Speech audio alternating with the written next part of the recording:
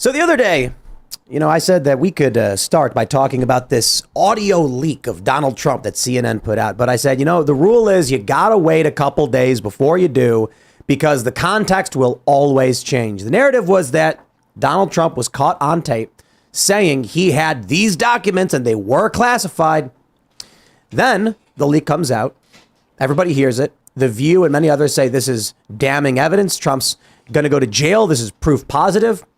Now we're learning that the whole story was a hoax. Sure, the audio exists. Donald Trump was talking about declassifying certain stories, but it appears now that Donald Trump wasn't actually holding classified documents in the audio. He was talking about a news report that had come out a few days earlier, and Trump is not being charged in relation to anything having to do with the Iran memo. So the only thing we can surmise, Donald Trump is telling the truth when he says in the recording, when you hear him flipping through papers, he's talking about a New Yorker story and saying he should have declassified the intel behind the story. And the media running with the lies. So they say the walls are closing in, but they're not. It's all fake news. So we'll talk about that. Plus, we got a whole bunch more news. Joe Biden's got dementia, I guess. He's saying that Putin's losing the war in Iraq. I guess that makes sense considering he doesn't have any divisions or battalions in Iraq. So, okay, I guess technically that's true. And then you've got Bud Light's Anheuser-Busch's CEO coming out saying they're actually paying distributors now. They are giving money to them. They're effectively paying people to carry their beer. That's how bad things have gotten because they're being hurt by the boycott. So we'll talk about all those stories. Before we do, my friends, head over to castbrew.com and buy Cast Brew coffee to support our work. It is our coffee company. It is delicious, I got to admit. I think it's the best coffee I've ever had. And that makes sense considering we actually got the samples, we tested them, and we made them exactly as we wanted it to be. But I think you'll get a kick out of it. I think it's really, really good coffee. You're supporting us. You're supporting the parallel economy. You're supporting companies that don't hate you. Go to castbrew.com. Join the Cast Brew Coffee Club. You get 3 bags per month, or just come down here and choose. Rise with Roberto Jr., Appalachian Nights, Colombian, or French Roast. We got new blends coming soon. We got K-Cups coming soon. In the next couple of weeks, we're going to have our Sleepy Joe and Unwoke Decaf, as well as I believe we're going to be launching Mr. Boca's Pumpkin Spice Experience. So again, castbrew.com. We're sponsoring ourselves. Check it out. Also, head over to timcast.com, click Join Us, become a member. We're going to have a members-only uncensored show for you tonight at 10 p.m. And this one is going to be very, very funny. We already have the story that we want to talk about. And I don't want to say too much because it's not for the kids, it's not for the families. But it's a very, very humorous story you may have seen on Twitter pertaining to definitions related to women. And the woke are getting some flack for how they're describing women once again. And it's actually kind of hilarious. So become a member. You want to check that one out. And you can even call into the show and talk to us and our guests if you've been a member for at least 6 months or sign up at the $25 per month level. So smash that like button, subscribe to this channel, share the show with your friends. Joining us tonight to talk about this and so much more is Michael Seifert. How's it going? Glad to be here. Thanks for having me. What do you do? My name is Michael Seifert. I am the founder and CEO of Public Square, which is a proud supporter of this show and the country and the Constitution and the values that it protects. We're the nation's largest marketplace of businesses that do not hate you. So if you're a patriotic American who loves the Constitution and the values that it protects, we have over 55,000 businesses from all over the country that have agreed with that set of values and would love to serve you. They give you discounts for going there. It's a pretty cool marketplace. You can find it at publicsq.com. We launched nationwide just less than a year ago. We've got over 1 million consumer members on the platform and glad to be here supporting the parallel economy. Absolutely, man. We think what you guys do is absolutely fantastic. Thanks, man. So everybody should download the Public Square app if you haven't already so that you can start supporting businesses that don't hate you. And we'll win that parallel economy. So thanks for hanging out. It's been fun. Yeah, thank you. We got Hannah Claire hanging out. Hi, I'm Hannah Claire Brimlow. I'm a writer for Timcast.com. How you doing? I am Phil Labonte, lead singer of All That Remains, anti-communist and counter-revolutionary. Here with my friend Serge. I should introduce you, I guess, in between. I'm sorry, this is just occurring to me. There's nothing wrong with what you said. Yeah, it was fine. I am Serge.com. I am ready to start when you are, Tim. Let's jump into this story. We saw this last night. From The View, they say, as media reporting, lock him up already. The View gets wild as hosts suggest Trump selling documents, predict he gets 10 years in prison. So I want to give you this context first. Here's what they say. I mean, short of this judge fundamentally screwing up the case, I don't see how he gets less than 5 to 10 years. He's literally in this. He discusses the contents of classified information with people without security clearances and then acknowledges he can't declassify since he's not president. Heavens! They got him. They got him. I knew that if we waited a day, the context around the leaked audio would come out and it would debunk the narrative. And lo, it has, from CBS News. Iran memo not among the 31 records underlying charges in Trump federal indictment. It would seem that the context around this story is actually relatively clear. Jack Posobiec tweets, DOJ claims Trump is on tape showing classified docs on July 21st. The docs have never been found. But 6 days before, on July 15th, the New Yorker had an article where Milley accused Trump of wanting to strike Iran. Is it possible he was just holding the article? Donald Trump had said that he had in his documents newspaper clippings and other things like that. In the audio, I can understand. Even I thought initially it does sound like he's holding these documents. Donald Trump said immediately of that recording, he's like, these are magazine clippings that I have. These are copies of news reports. Now it's all starting to become clear. Donald Trump did have classified documents to some degree or whatever at Mar-a-Lago. This was in Bedminster. They didn't find the documents. Why would Trump get rid of these but keep those? It makes no sense unless Trump not being charged with the Iran memo documents, the DOJ not finding Iran memo documents, a story coming out about Milley, and Donald Trump saying he was holding the story. Yeah, the most likely outcome is that Trump is sitting with this reporter and he's like, take a look at these papers. You know, this is what they give me. And he's pointing to a story from the New Yorker and he says, I should have declassified this. I can't now. He wasn't talking about classified documents. He was saying the proof behind the lies. He could have declassified and debunked the story. So it would seem that everything they're saying about locking up Trump, once again, just another, the walls are closing in, bombshell report, all lies as predicted. Didn't, by the way, The View, like 2 days ago, in response to Hunter Biden's leaked WhatsApp messages, say that the true story of Hunter Biden and his father, Joe Biden's corruption was a story of a father's love for his son and overcoming addiction. So while that's their response to blatant corruption that we're actually seeing in leaked WhatsApp messages where Hunter is literally telling a Chinese official, I'm sitting here with my father, send us the money. That gets released, and instead, The View jumps on this story without the facts. It all crumbles, as it always does, and we play the same reel over and over and over again. I want to pull up the document from the Trump indictment. Take a look at this. This is how corrupt the DOJ is. They say that Trump, when no longer was president, gave an interview at the office of Bedminster, blah, blah, blah. He was recorded with Trump's knowledge and consent. Before the interview, the media published reports at the end of Trump's term. A senior military official purportedly feared that Trump might order an attack on country A. Take a look at Trump's quote. We now know senior military official is Milley. We know country A is Iran. Trump said, well, with Milley, let me see that. I'll show you an example. He said that I wanted to attack Iran. Isn't it amazing? Whoa, whoa, whoa, whoa, whoa. If Donald Trump was holding a classified document, the document would not read, Milley accuses Trump of wanting to attack Iran. It would say, proposal for attack on Iran. Or Donald Trump, you know, Milley's reasons not to. Yeah. Yeah, it would say like, it would be a document explaining. Instead, Trump says, I'll show you an example. He said I wanted to attack Iran. And then you have the New Yorker story. Milley says Trump wanted to attack Iran. It is actually kind of clear based on what Trump said. He's talking about a news report. They're just lying about everything. And here we are once again having to call this out. Now, look, I'll say this. It's entirely possible. It's not absolute. Maybe this goes to court and they're like, no, actually, it really was a document. But they have no document. They found no document. Trump says there was no document. The story just come out. This is insane.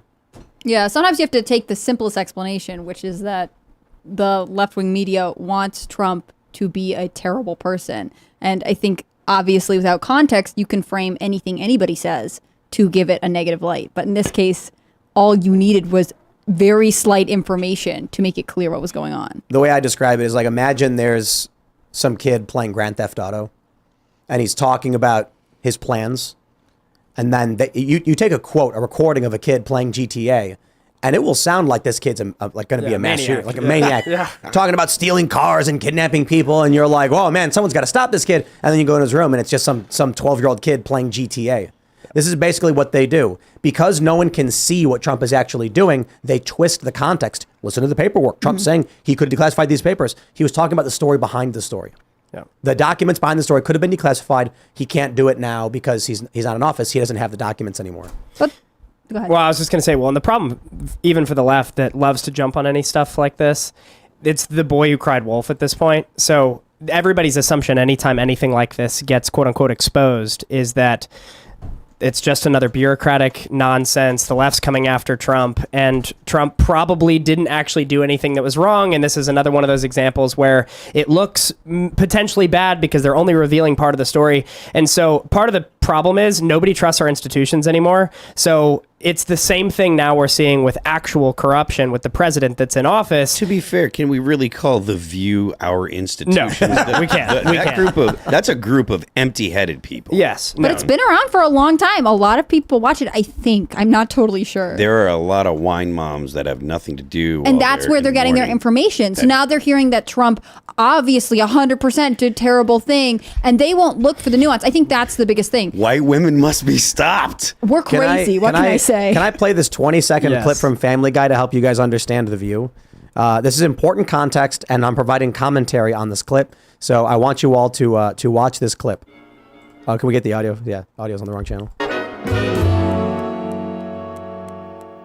Hey, Stewie, 3 o'clock. Time for The View. No, not again!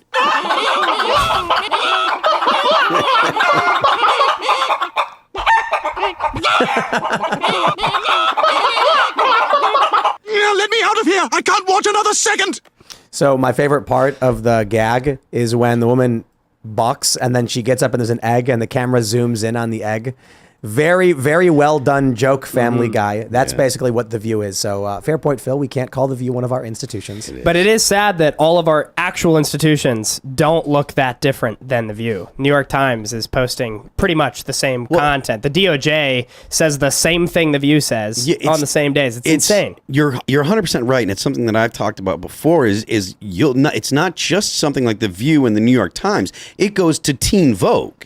So it's like not just about one narrative coming from one perspective or whatever. Why would Teen Vogue have the same kind of stories that GQ runs? Yeah. And they really do. They all come from the same perspective. But hold on. Remember when Teen Vogue ran that like Marx Puff piece? Yeah. Like what's going on at Teen Vogue? Commies When everywhere. Communists. Teen Vogue ran a what to do to help your friend who just had an abortion, and they suggested you get funny movies and pins that support Planned Parenthood.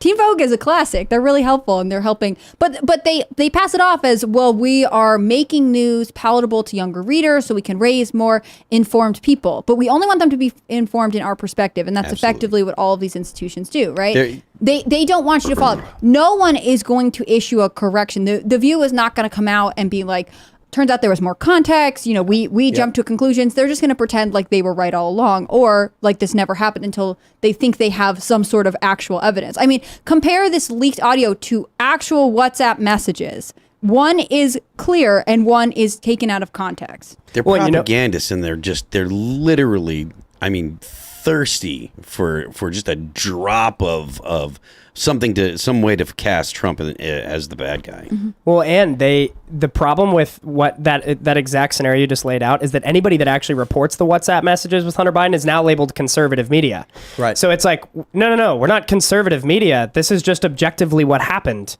The vice president's son is literally texting this Chinese official saying, we've got your money but now if you report that, you're seen as right wing. So like, I know people real well in my life that were like 80s blue dog Democrats that were taught to trust our institutions. You listen to CNN, you watch these shows, you read Time magazine, and that's supposed to be the reliable forums. Well, now anytime anybody's reporting the truth, they write it off because it's like, well, no, that's conservative right-wing news, and I don't want to get involved in the political divide. So they just take whatever the regime is saying because they have these mouthpieces, and they never actually get exposed to the truth. That's why when you tell people like, hey, Biden actually said this, they're like, nah, that wouldn't be real, or else I would have known about it. There's a lot of that going on. And it's been going on for a long time. When I think it was 2018 or something like that, I was talking about Biden had said that he was going to come after rifles. There were AKs and AR-15s, and friends of mine that are pretty left-leaning were swearing up and down, no they don't, no he didn't. And I'm like, I literally had to send them links, and they were like, they actually had to be like, wow, okay, well, that's a terrible idea for him to say that because he's gonna. I'm like, well, yeah, but you don't know even what the people that you ostensibly are going to be voting for are saying. So where do you how can you consider yourself an informed voter? So Did you have a moment where you stopped trusting the media? Like, do you remember? oh yeah, but it was a long time ago. But when was it? Tell me. Yellow cake. What was that? Yellow cake uranium in Iraq. Oh, That was when I was like, okay, because initially, like when I was young, I kind of thought Bill Clinton was cool. He played sax and smoked pot, and He I was was a like, hip guy. that was my, I was a kid, and so I thought he was all right. And then when it came out that he had, lied under oath and stuff and impeachment, I figured that he was going to get removed from office because the president's supposed to be held to higher standards. And then when he wasn't, I was like, oh, well, then that means that, and this is a simple-minded take, I understand, but I was young, that means the Democrats are the lying party and the Republicans are the party that tells the truth. And then we went to, 8 years later, we were in Iraq, and I'm like, wait a minute, they both lie, so I can't trust any of them. And the media had sold both of them as acceptable arguments, and I just felt like they're And unfortunately, the Libertarian Party is the party where the guy takes his pants off on stage and then they start arguing about selling drugs to kids. or walks around with a boot on his head. No, that's a Democrat. He probably Is that actually Vermin Supreme? Yeah, right? Vermin's a Democrat. He hangs out with the libertarians now, though. Yeah, but he runs as a Democrat. Oh, thank God. Like, it's not fair to include the satirical candidate into the legitimate Libertarian Party candidates who actually have taken their clothes off on stage and advocate for selling drugs to kids. So, Not wrong. But the Libertarian Party has improved dramatically with the Mises Caucus. Yeah. So we're big fans of those guys, and they're a much more serious political party now. So we'll see how that how that plays out. It's going to be interesting. I mean, let's jump to this story first. I was going to pull up a different story, but let's pull this one up. From Rasmussen, 35% of Democrats think RFK Jr. could win. The latest Rasmussen report, national televote and online survey found 49% of likely U.S. voters have a favorable impression of RFK Jr., including 14% with a very favorable opinion. 38% view Kennedy unfavorably, including 18% with a very unfavorable impression, while another 14 are not sure. So this is it. We don't have the rest of the data. That's the general idea right here. RFK Jr. is polling in the double digits. We're seeing something interesting. A lot of people have suggested this could be our last election, both on the left and the right. Or maybe 2020 was our last sort of election, I guess, with ballot harvesting and all the rules being changed and and COVID lockdown. Can you really even call it? Maybe 2016 was the last, because whatever's coming up in 2024, it'll approximate an election, like 2020 did, but it's going to be very, very weird. So there will be something, but you're going to have what? RFK Jr., Trump. Like who are the candidates going to be? The fact is, DeSantis people don't want to vote Trump. Trump people don't want to vote DeSantis. They are fighting to an extreme degree. You've got the media smearing RFK Jr. to an extreme degree, but he's polling in double digits, near 20. He's consistently around 20%. It seems like the system's starting to fracture in a bunch of different ways. So it's hard to know exactly who's going to win. Yep. But I did see another poll that said Democrats are more likely to vote third party than Republicans, which suggests a Trump victory. Because if RFK Jr. runs as an independent, not getting the Democratic nomination, or if they put Biden in, then it will split the Democrat vote. Yeah. Do you think RFK Jr. would run as an independent, or will he pull a Bernie? There's all kinds of reports that he's considering running independent. He hasn't told me personally what he's better. going to do, but he might as well. I mean, he has so much momentum. There's no reason, if he has the funding, there's no reason for him not to. Right? And do you think the Democrats would let him touch a debate stage? No. You don't think so? Nah, of course not. I mean, look, they cut Andrew Yang's microphone off. Yeah, it was Remember absurd. that? That was hilarious. Yeah, it was absurd. Well, Also, you can't put Biden on a debate stage. No, There's no way that he would be able to. I mean, already, I'm trying to find the numbers right now, but a significant number of Democrats feel Biden is too old. So, yes, there's infighting the Republicans, but the Democrats don't want their most likely incumbent nominee right now. I mean, this is not looking good. For me, and I'm not a political consultant by any means, but RFK can only benefit. Even if he doesn't end up being the Democratic nominee, why not just push forward? So many moderates are looking at him like, hey, this guy's interesting. The same way that there were moderates who didn't think of themselves as any particular party who ended up voting for Trump because they felt like he represented something. I think RFK in some way could win ground back for the Democrats. Not every single one, but I think that he represents something the Democrats haven't had in a long time. There's a lot of boomers I think that would appeal to him, or he would appeal to, just because of the fact that he's a Kennedy. Adrian Curry made this great, or called him this great thing, and I picked it up from her, the son of Camelot. There's a lot of people that are older Gen X and boomers that still harken back to that, the Camelot era, the way that they looked at the Kennedys and all that stuff.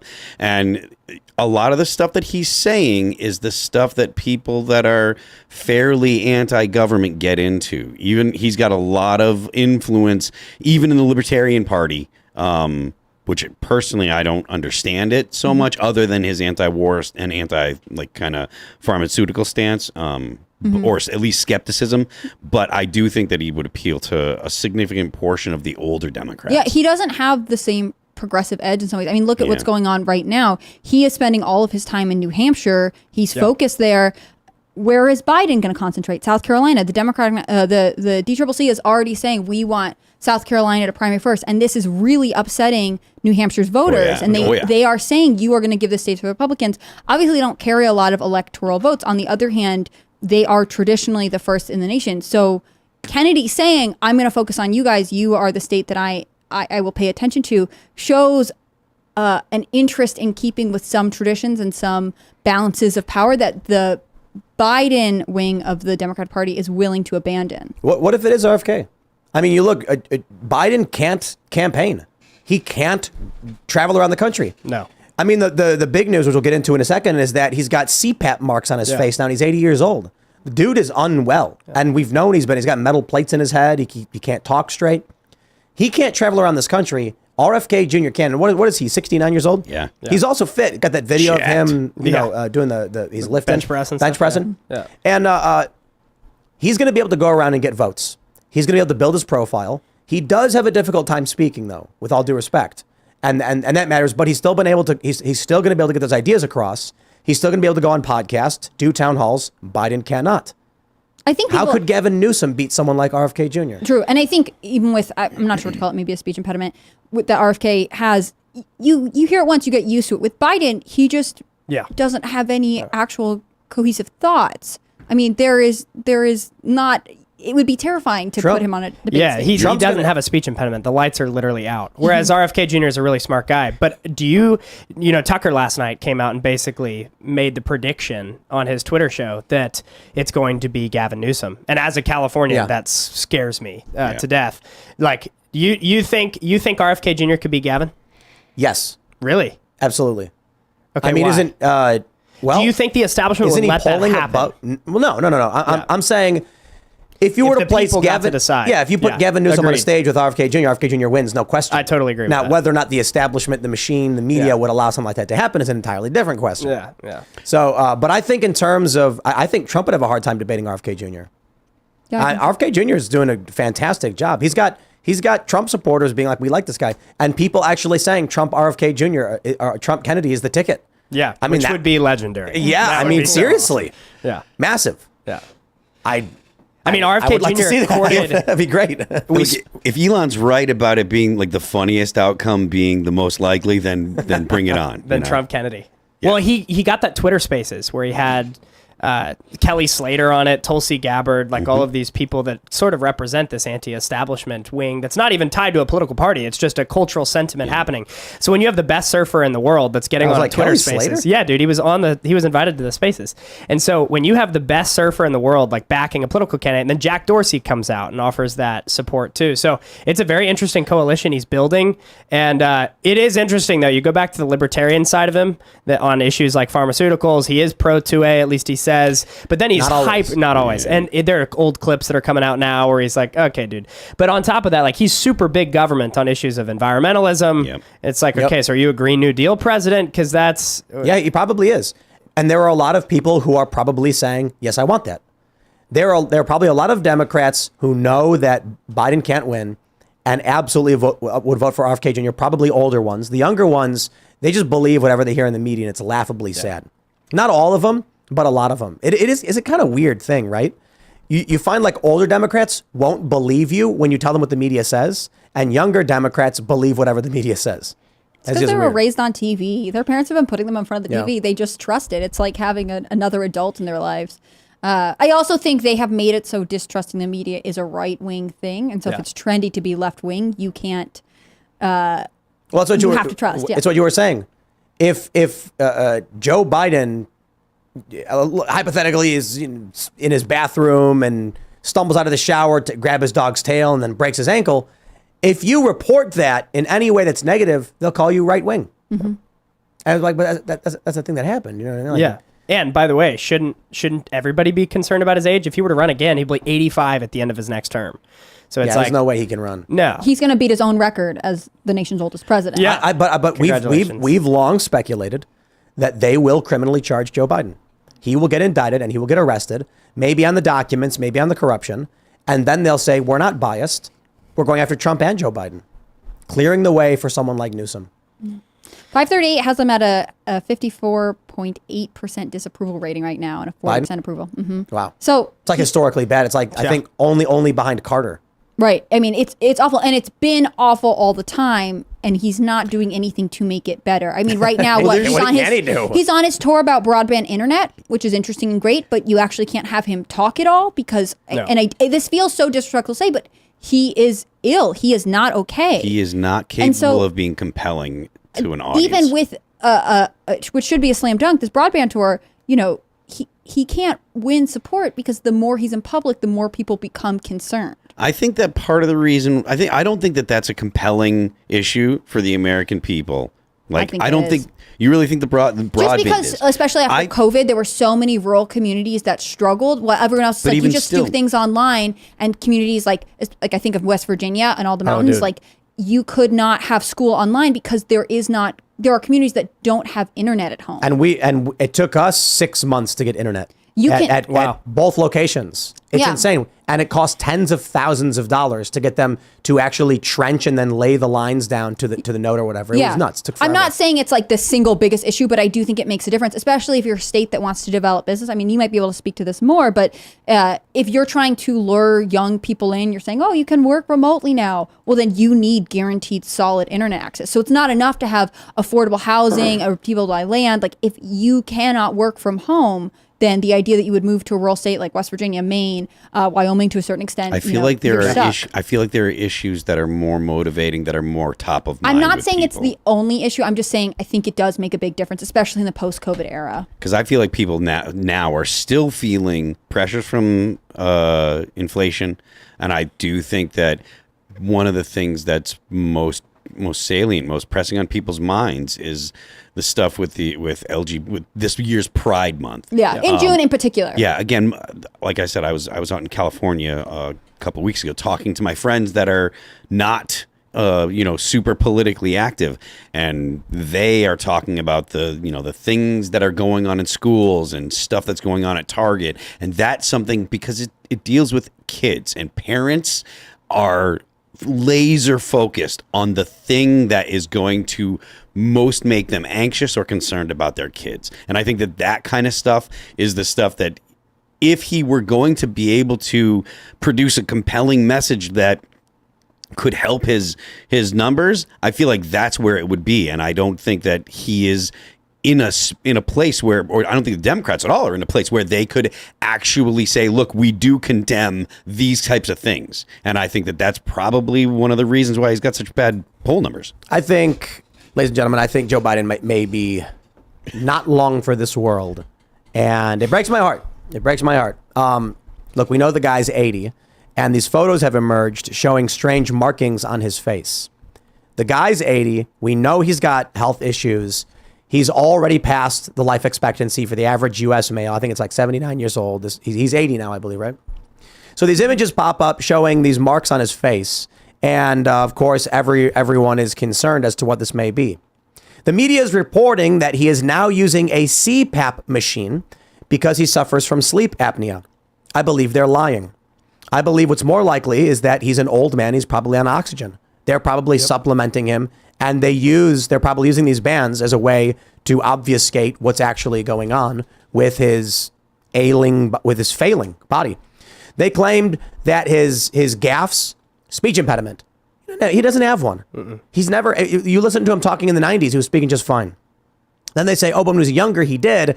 And that is, now that he's getting older, it's coming back. No, he's getting older. That's just it. Sure, fine. Call it whatever you want. It's still because of age, right? Right. The argument they're making is, oh, he's getting older, so now it's coming back. Well, yeah, the point of making a comment about the stutter is because of his age. That's ridiculous. But take a look at this. I mean, he's got these markings on both sides of his face. And, look, how long do those markings stay pressed into his face? Did he wake up literally right before he went out for his flight, took off the mask and had the marks on his face? The dude is unwell. So in speaking about whether or not he can run in 2024, I don't think there's a question. He can't. Yeah. No, he really can't. Well, and I think your strongest case for the oxygen argument is that it almost looks like any moment he's not in front of people, he has to have something strapped to his face. He's got IV marks on his hands at one point. Yes, exactly. And I'll stress this. They mentioned that, let me pull up the caption. His sleep apnea has been public knowledge since 2008. And he wasn't using a CPAP machine? Only now he is? I don't buy it. No, also people who have sleep apnea wear it while they're sleeping, from what I understand, not while they're Yeah. just sitting at their desk in their office. Yes. Well, this is a picture from him in the morning about to get on some plane. But the question is, did he just wake up? He's wearing a suit. How long did it take him to put that suit on? And how long would those markings stay on your face? I can't imagine they'd stay on his face that long. His suit actually goes on like the Iron Man suit. You just stand him up and the stuff just gets thrown on him. No, I mean, part of what's happening with Biden, I have always found it annoying that the mainstream media treats it like it's super normal, that he spends basically all of his weekends at one of his 2 private residences, and that the White House made this big shot of being like, we're so transparent, here are the White House visitor logs, but we don't know who goes to his house in Delaware. You can make an argument, privacy, should he be allowed to, whatever, but it seemed clear to me, and again, this is my personal speculation, that he is receiving some kind of medical treatment when he goes home to Delaware on the weekends, because he was always, even if he wasn't full on sick, he's always been getting older. He was the oldest person elected president, and this has only continued to be true as he has aged. It seems like maybe things are getting worse. It's hard to tell, but it feels to me like we're getting more and more gaps. Now we're seeing these markings. It's only a matter of time. It's a good bet. It's a good bet. And for me, I kept saying, when is he going to announce that he's running for re-election, because his press secretary seemed to be hesitant even when he was saying, yes, I will run. Yep. And I think that should tell you that the people around him don't think he should continue forward, even if he himself feels like there's no problem. And maybe he's not in a position to make that call. No, I don't think he is. Here was the other story from around the same time. They say President 80 says Putin is clearly losing the war in Iraq while clutching notes on Wagner uprising and yet another blunder. Yet another blunder. And look, in this story, you can see the marks on his face. Cheat sheet. This dude can't handle it, man. He never could handle it. No, and at this point, too, it's really frustrating because I remember when they used to say Trump goes to Mar-a-Lago too much, or golfs too much, I should say, and they criticized DeSantis for being on potentially Ozempic, and RFK Jr. is on testosterone, and so all the things that we should all be talking about with Biden, he gets a free pass. He gets a free pass to potentially be using drugs that keep him awake at day. He gets a free pass to not medically disclose to us what he's actually doing that's keeping him alive and somewhat sentient. He doesn't get criticized for going to Delaware every seeming weekend. He vacations more than any president we've had in the last 40 years. And he gets a free pass for all of it. So it's really frustrating because it just feels like we're all ignoring this massive elephant in the room. We're not, obviously, but a lot of the country is. And my greatest fear that would cause me to really be disappointed in our country in its current state would be that if he actually does run again and were to somehow get reelected, I think it would be a massive indictment of our country.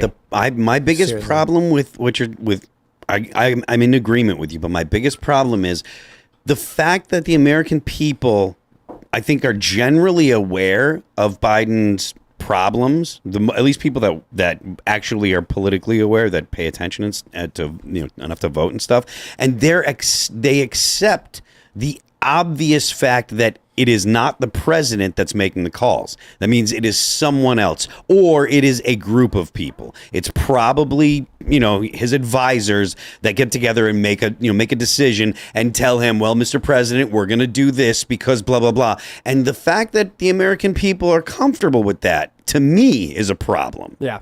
We've gotten so comfortable with the bureaucratic state that we just don't even expect the president to lead anymore. And one of the biggest problems is that you don't ever have anyone that's accountable when the situation's like this. If there's multiple bureaucrats that are making decisions, at the end of the day, really the ones making the decisions, they will never, ever pay for any bad decisions.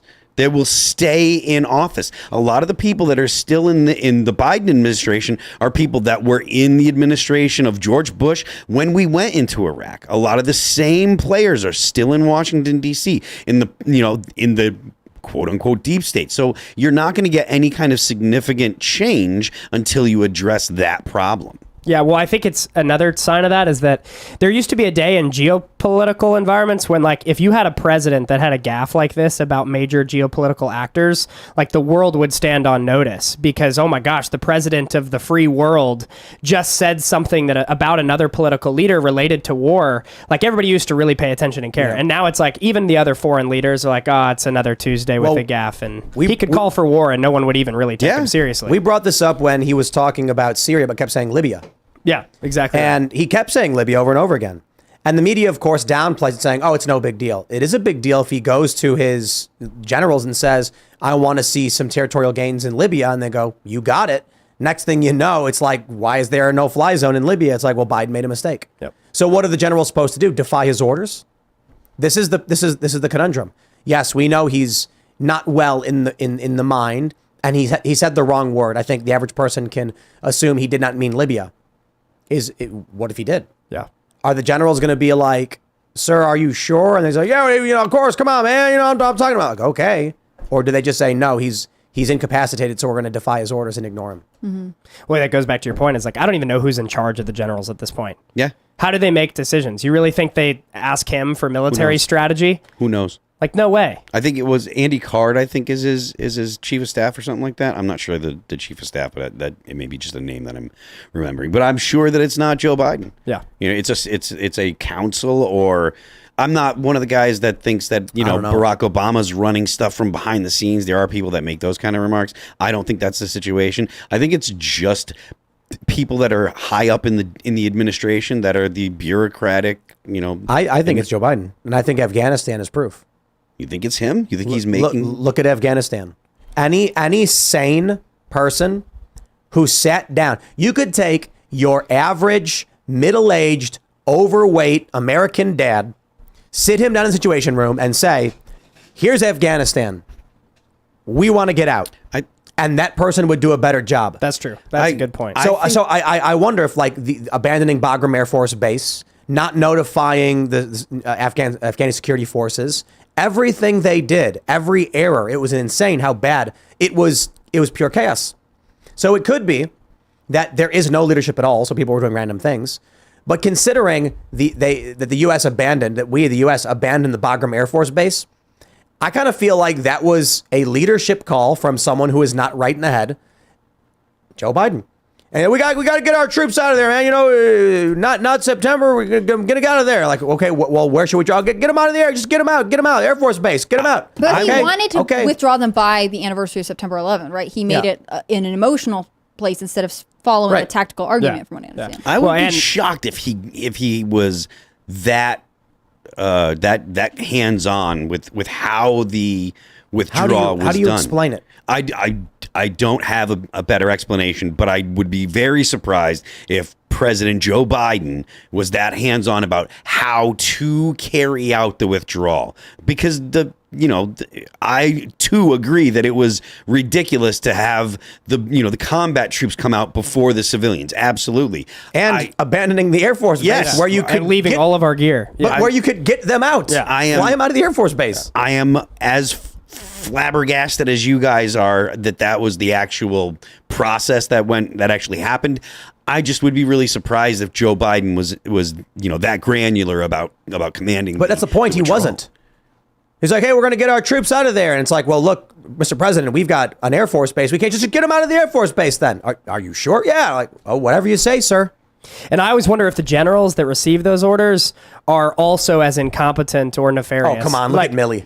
Exactly. That's where it's like, I wonder if it's literally just a comedy of errors across the entire leadership of the U.S. government. Our intelligence sucks. If you were naive enough to believe that Afghani officials and forces there could hold that region and then it fell in a matter of days, like, how do you get things that wrong across an entire organization as large and profound as the U.S. military? It's a comedy of errors. And I always struggle with how much do you attribute to malicious intent versus incompetence. That is always a tough thing for me. But sometimes it's both. Yeah, I think in this case it was, and I think in most things happening in our government right now, there's a small faction of people that are genuinely evil, and then the rest of the people in the nut house are just pure incompetence at the highest degree. It's the Pete Buttigieg that have no ability or resume to lead transportation, mayor of a nothing town in Indiana. Don't get me wrong, South Bend's fine, but like, what? You do even have public transportation, and you're leading this? Like, our whole government in the bureaucratic state at this point is this massive hodgepodge collaboration between malicious intent, evil actors, and incompetence at the highest level. And ultimately, I think that's why, like, anybody that's even remotely normal and is able to present any sort of sense of leadership is rising to the top of the cultural conversation. Let's jump to the cultural conversation. We got this story from CBS News. Anheuser-Busch CEO Brendan Whitworth says financial assistance is being sent to wholesalers, beer distributors impacted by boycott backlash. Let me provide an alternate context for what this information is. First, we'll take the neutral approach. The Anheuser CEO states that they are giving money to people who carry their beer. Let me make it a little bit more hyperbolic for you. The boycott was so effective that Bud Light now has to pay people to carry its beer. Because let's ask this question. Why would Anheuser-Busch send financial assistance to wholesalers and distributors? These distributors could simply just, I don't know, carry different beers, like shift their business, reduce their workforce, say we're going to get off Bud Light. No. This is Anheuser-Busch saying, we're going to pay you to keep operating at this level because we're going to try and pull out of this one. Otherwise, the wholesalers say, see you later. The boycott has gotten so bad that they are now paying people to carry their beer. Yeah, and Good job. It's incredible to watch, actually. And on our app, the day after Bud Light, that ad campaign was released with Dylan Mulvaney, we saw an 800% increase in searches for beer on the platform because people are tired of it. They're actually looking for other options. Now Modelo is the top beer above Bud Light. And it was funny because some of the media tried to paint it as like, well, that's because people are done with domestic beer. That's why. That's why Bud Light's tanked. And it's like, dude, all these other domestic beers have actually risen in value. This Miller one's and Coors are tanking. skyrocketing. Exactly. And so, what's interesting in all this is that we don't think much about how the actions of that man and the CEO of Anheuser-Busch, if you can't see the screen, and his cronies and the ad campaign agency out of San Francisco, how much that actually negatively impacted the people caught in the crossfire of all of this, which is like the distributors, the middlemen, the salespeople. Like, they absolutely got screwed because you cannot sell this beer anymore. Have you ever seen The Dark Knight? Oh, yeah. Good movie. You guys have seen that one, right? Absolutely.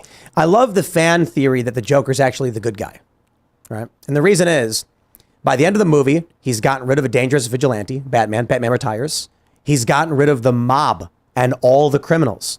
What the Joker did throughout that movie destroyed the organized crime in the city and destroyed the vigilante fighting it.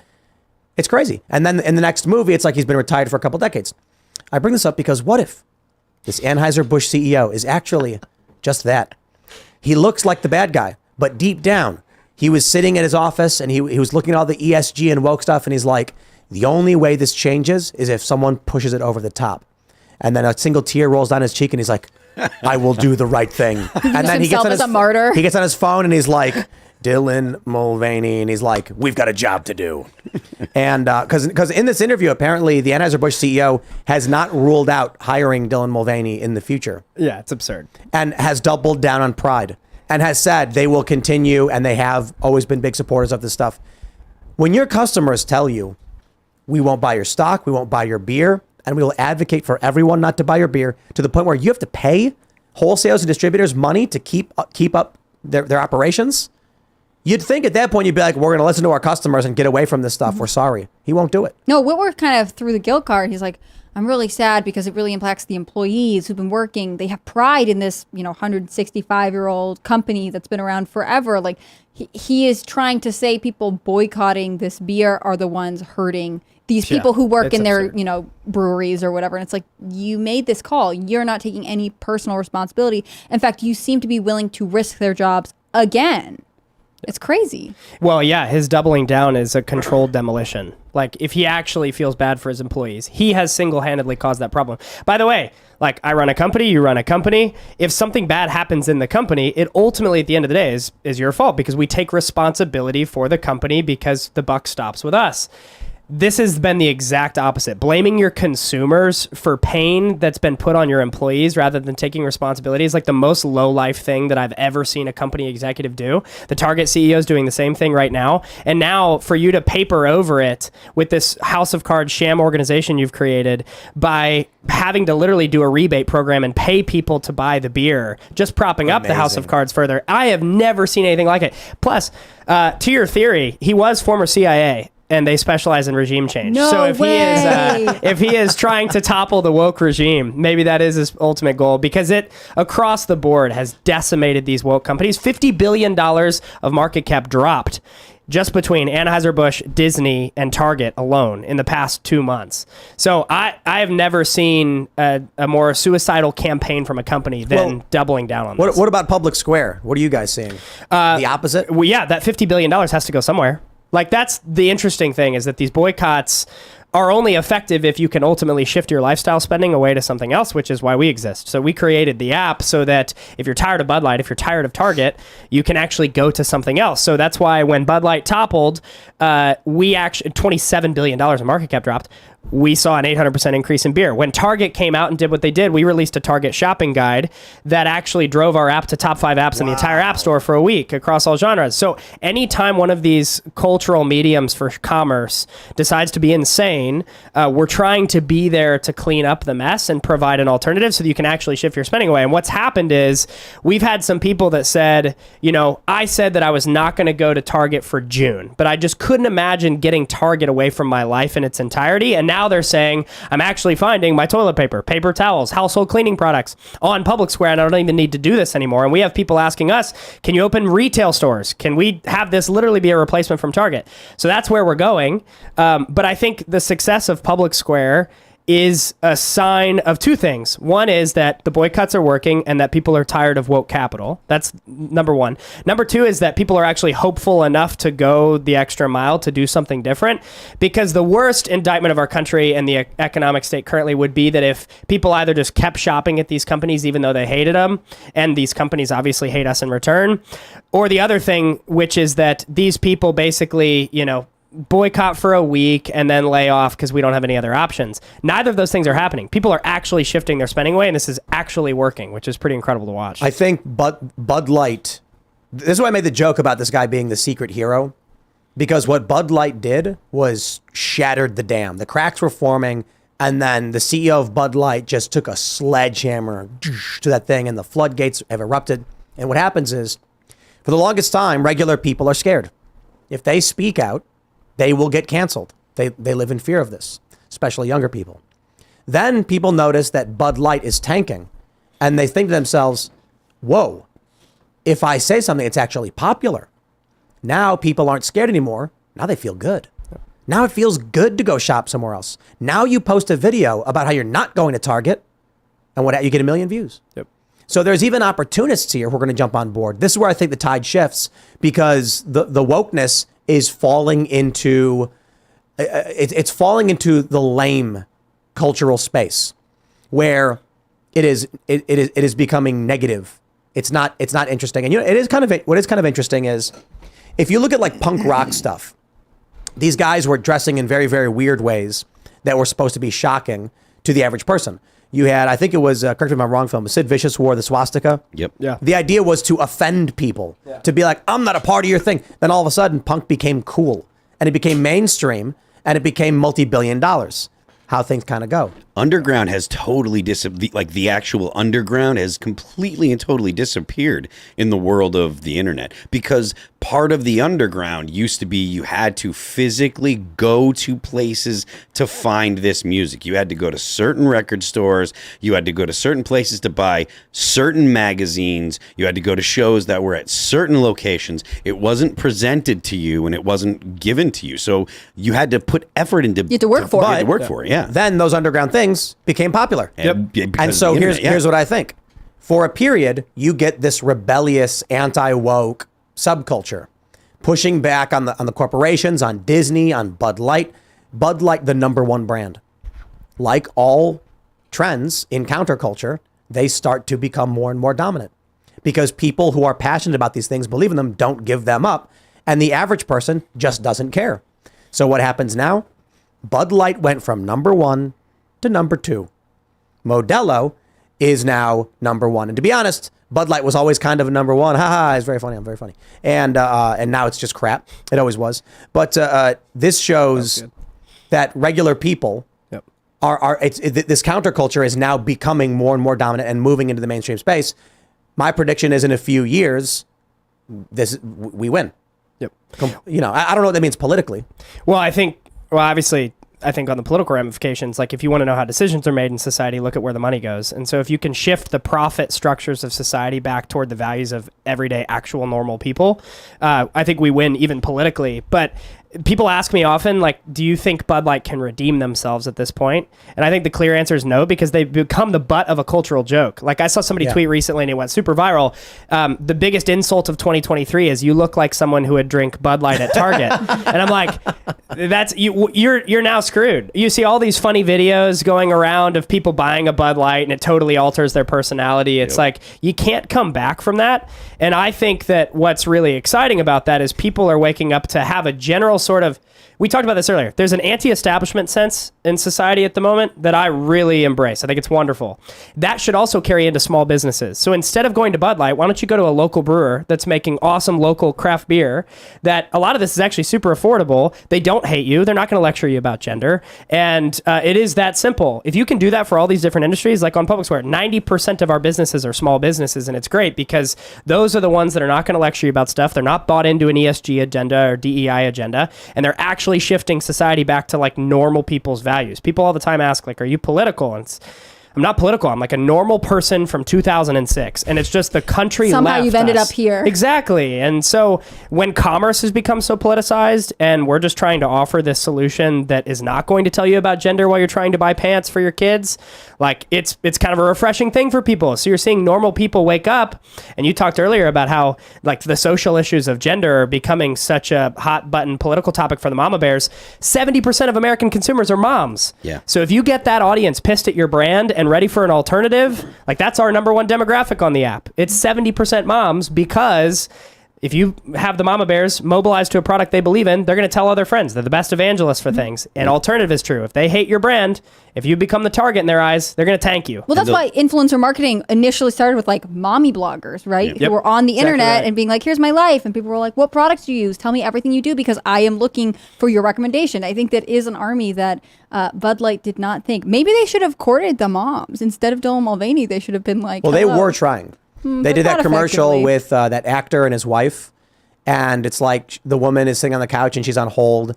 And then Miles, what's his face, the actor, grabs 2 beers and cracks them open and dances over. But that was like couples. They didn't like chase the moms. They weren't that was specifically targeting women. That was like covered in like the ad marketing news as this is how they'll get women. Because typically Bud Light was like... It wasn't effective. What I'm saying is they should have gone harder in the we're chasing moms. Like they should have been replacing all of the stereotype of like point is, a wine mom. They should have been like, you're a Bud Light mom. My point is they tried that ad. It probably didn't work. So they went, Dylan Mulvaney? Yeah. Market to kids, I guess. Bud Light Always a certainly good didn't work. conclusion to market beer to children. Bud Light wasn't exactly, or isn't exactly a great tasting No, it's number one thing. I don't think they really could have number won one. moms. I think that's a fallacy. But I think it's important to note that women control spending in most households. That's not, that shouldn't be a surprise to people. I mean, that's been the standard for for as long as I can remember. When I was a kid, I heard stories that women can do most of the do most of the grocery shopping and purchasing for the household because they run the household. They also generally. typically control most of the philanthropic giving too. So Yeah, any that charities makes sense. decided by women. So this is this strange paradox where women are constantly being told, men are oppressing you, but really they have all this power. They control basically American spending, and they don't acknowledge That's it. been alive for a long but they time. don't acknowledge it, and that's what bothers That's me. because it's not convenient. True. I mean, if you're in a position where everyone's telling you that you're oppressed and you're the second class gender, and yet you're still bossing your husband around, are you going to make a whole lot of noise about we don't need extra benefits from the government and blah blah blah? No, you're going to just shut your mouth and you're going to go ahead and say it's fine. Let's- Cut. I was going to jump to another story if you want to wrap. Oh, it I up. was going to say Ali Wong has this bit where she says feminist ruins everything by saying by saying we can do anything. It's Yeah. like stop talking, don't tell them. We got to jump to this story. This is from last night. Post Millennial says NBC News defends "We're coming for your children" chant at NYC drag march, arguing it's been used for years at Pride events. But it's more than that. They tweeted, "The coming for your children chant has been used for years at Pride events, according to longtime march attendees and gay rights activists, who said it's one of the many provocative expressions used to regain control of slurs against LGBTQ people." Shoes. Here's the funny thing. The NBC News article says, in the 21-second clip circulated by a right-wing web streamer channel. Is that you? That's us, by the way. Oh, hey. That's Timcast News. Former Vice member. NewsGuard certified, by the way. It says dozens of people in the streets can be heard chanting, "We're here, we're queer, we're not going shopping." But one voice that is louder than the crowd, it's not clear whose, or whether the speaker was a member of the LGBTQ community, is heard saying at least twice, "We're here, we're coming for your children." First of all, in the video, you can hear they're all Multiple chanting it. people. And Yeah, you can it's see not their one. mouths. Yeah. You can see multiple people saying this thing. Yeah. Now, here's my point. Also, notice they didn't Why- add the clip. They did. They're linking it, but they didn't They embed only it in did- this article. But my point is this. Why are they simultaneously arguing? It's a totally normal chant they always have done. And also, nobody did it. It's one weird person. We don't know who that person is. Which is it? Pick one. Now, here's the good part. Shoe on Head tracked down one of the sources, pointing out that NBC News said a leaderless group of activists with the Radical Fairies, a loose-knit LGBTQ collective, and the Sisters of Perpetual Indulgence, a charity and protest group, have helped organize the march in more recent years, according to Huffington Post. There are no sponsorships by companies at the drag march. To just clarify, NBC News is reporting a leaderless group of activists with the Radical Fairies helped organize this march where they chanted, "We're coming for your children." Okay. Thank you, Shoe on Head, for this one. Henry Hay Jr. was an American gay rights activist, NAMBLA activist, communist, labor advocate, co-founder of the Mattachine Society, as well as the Radical Fairies. So it was an outright NAMBLA activist. What is that? North American Man-Boy Love That is Association? the North American Man-Boy Love Association. So it was a communist pedophile who founded this organization that now goes on to help organize a march in which they're chanting, "We're coming for your children." And NBC News says, nothing to see here, folks. Shout out, by the way, to Elad Eliyahu, reporting for Timcast News on the ground, who caught this video. And I want to stress this. When Elad tweeted this video out, we didn't think that much of it. We're just like, here they go again, chanting These this crazy thing. people. And then it went crazy viral, and it's gone this far. But shout out to Shoe on Head for pulling this information up. This is why you should follow at Timcast News on Twitter, because you would see a lot of stuff first. Let's go. Which, by the way, the headline's so interesting. It's not that big of a deal because we've been doing it for years. That thing you Does that make Wait, it that better? doesn't make it better. That makes it worse. that thing you're scared about, we've been doing it for longer than Yeah. you realize. They've been writing books about it since Eros and Civilization by Herbert Marcuse came out in like the 60s or something like that. These arguments for intergenerational relationships have been made by queer theorists for the better part of 50 years. This is a normal leftist perspective. If you're a leftist, like philosopher, like scholar or whatever, that is normal to hear. People are going to feel more comfortable as LGBT issues become more topical.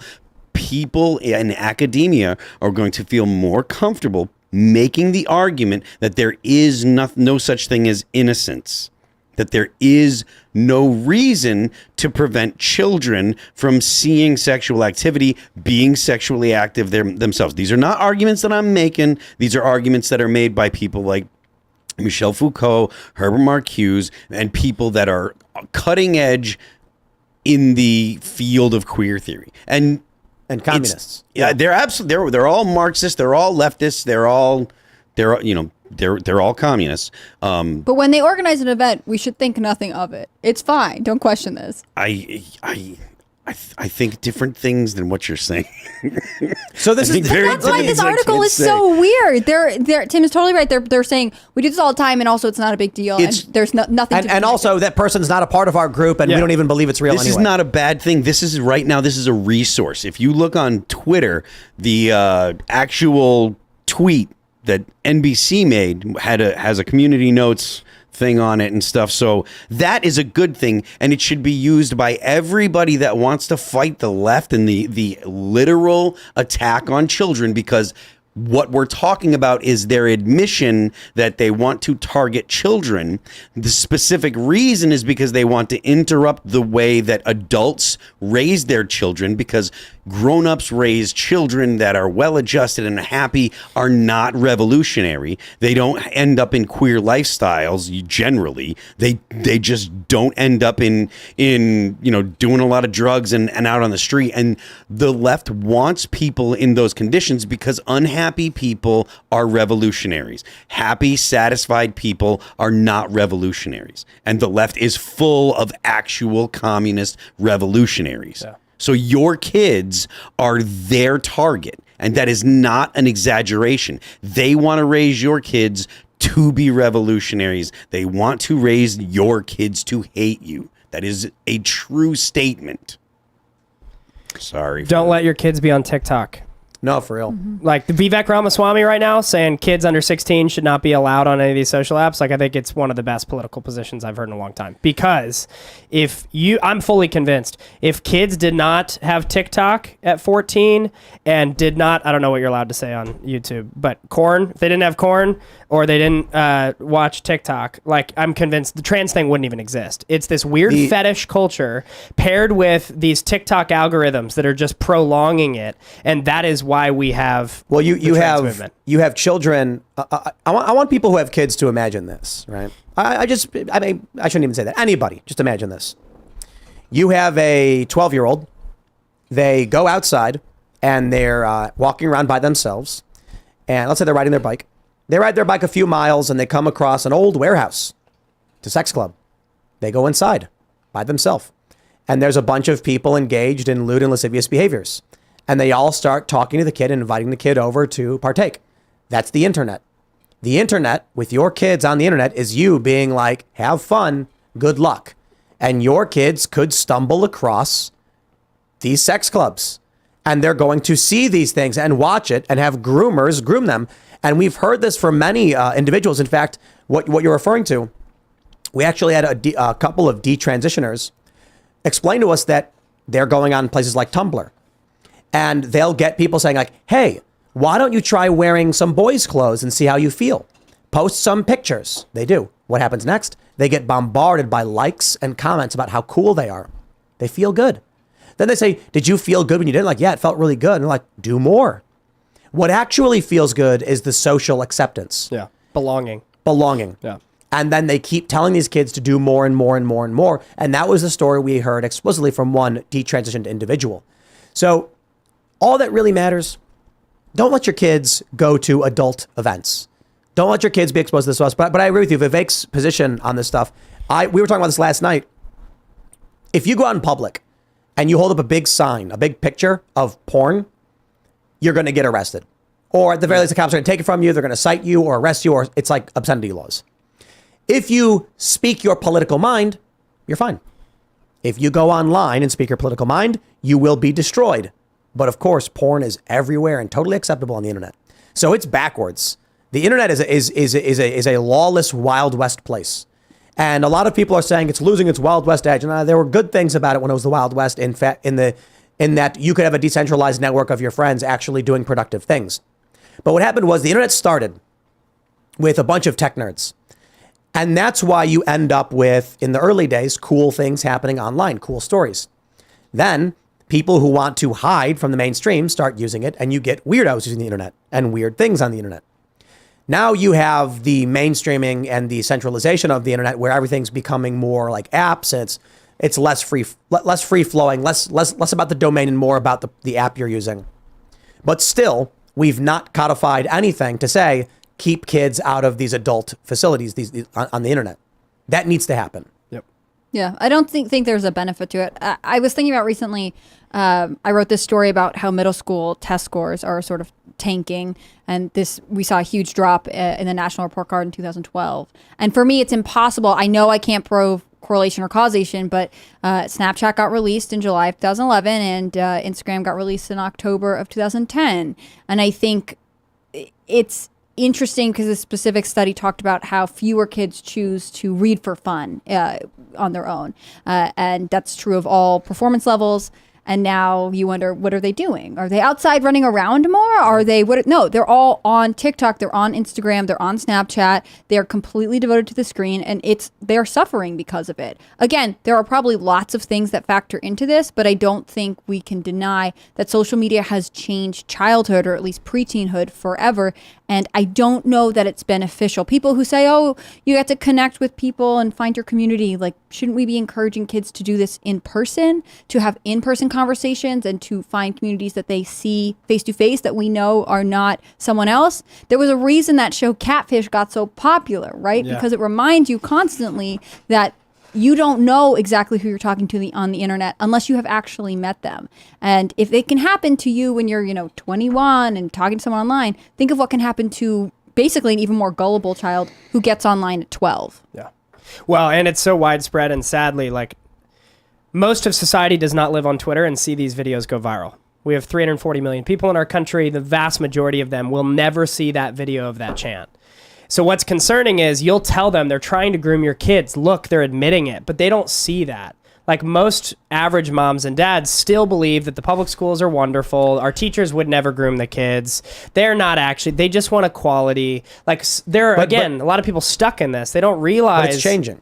I hope so. But Bud Light proves it. That's Bud my Light does point. prove it. That's true. Once it becomes that mainstream, my problem is that there's still too much of a denial that our country has related to things like this. Do you remember 2 years ago when the San Francisco Gay Choir during Zoom came out and literally sang, "We're coming for your children"? It's like they've been telling us for years what they're trying to do. Why are we just now waking up to it? I think part of the reason why we're just now waking up to it is because people have not had there's not been a lot of voices articulating what the actual intent is. Like, the fact that there is an effort made by people on the left to interrupt the raising of children so that way they can change their opinions to be a socialist opinion, that's looked at as a conspiracy theory, right? And I think that's only one small element of it. I think the bigger picture is just that the Occam's razor suggests there are people who want to abuse kids.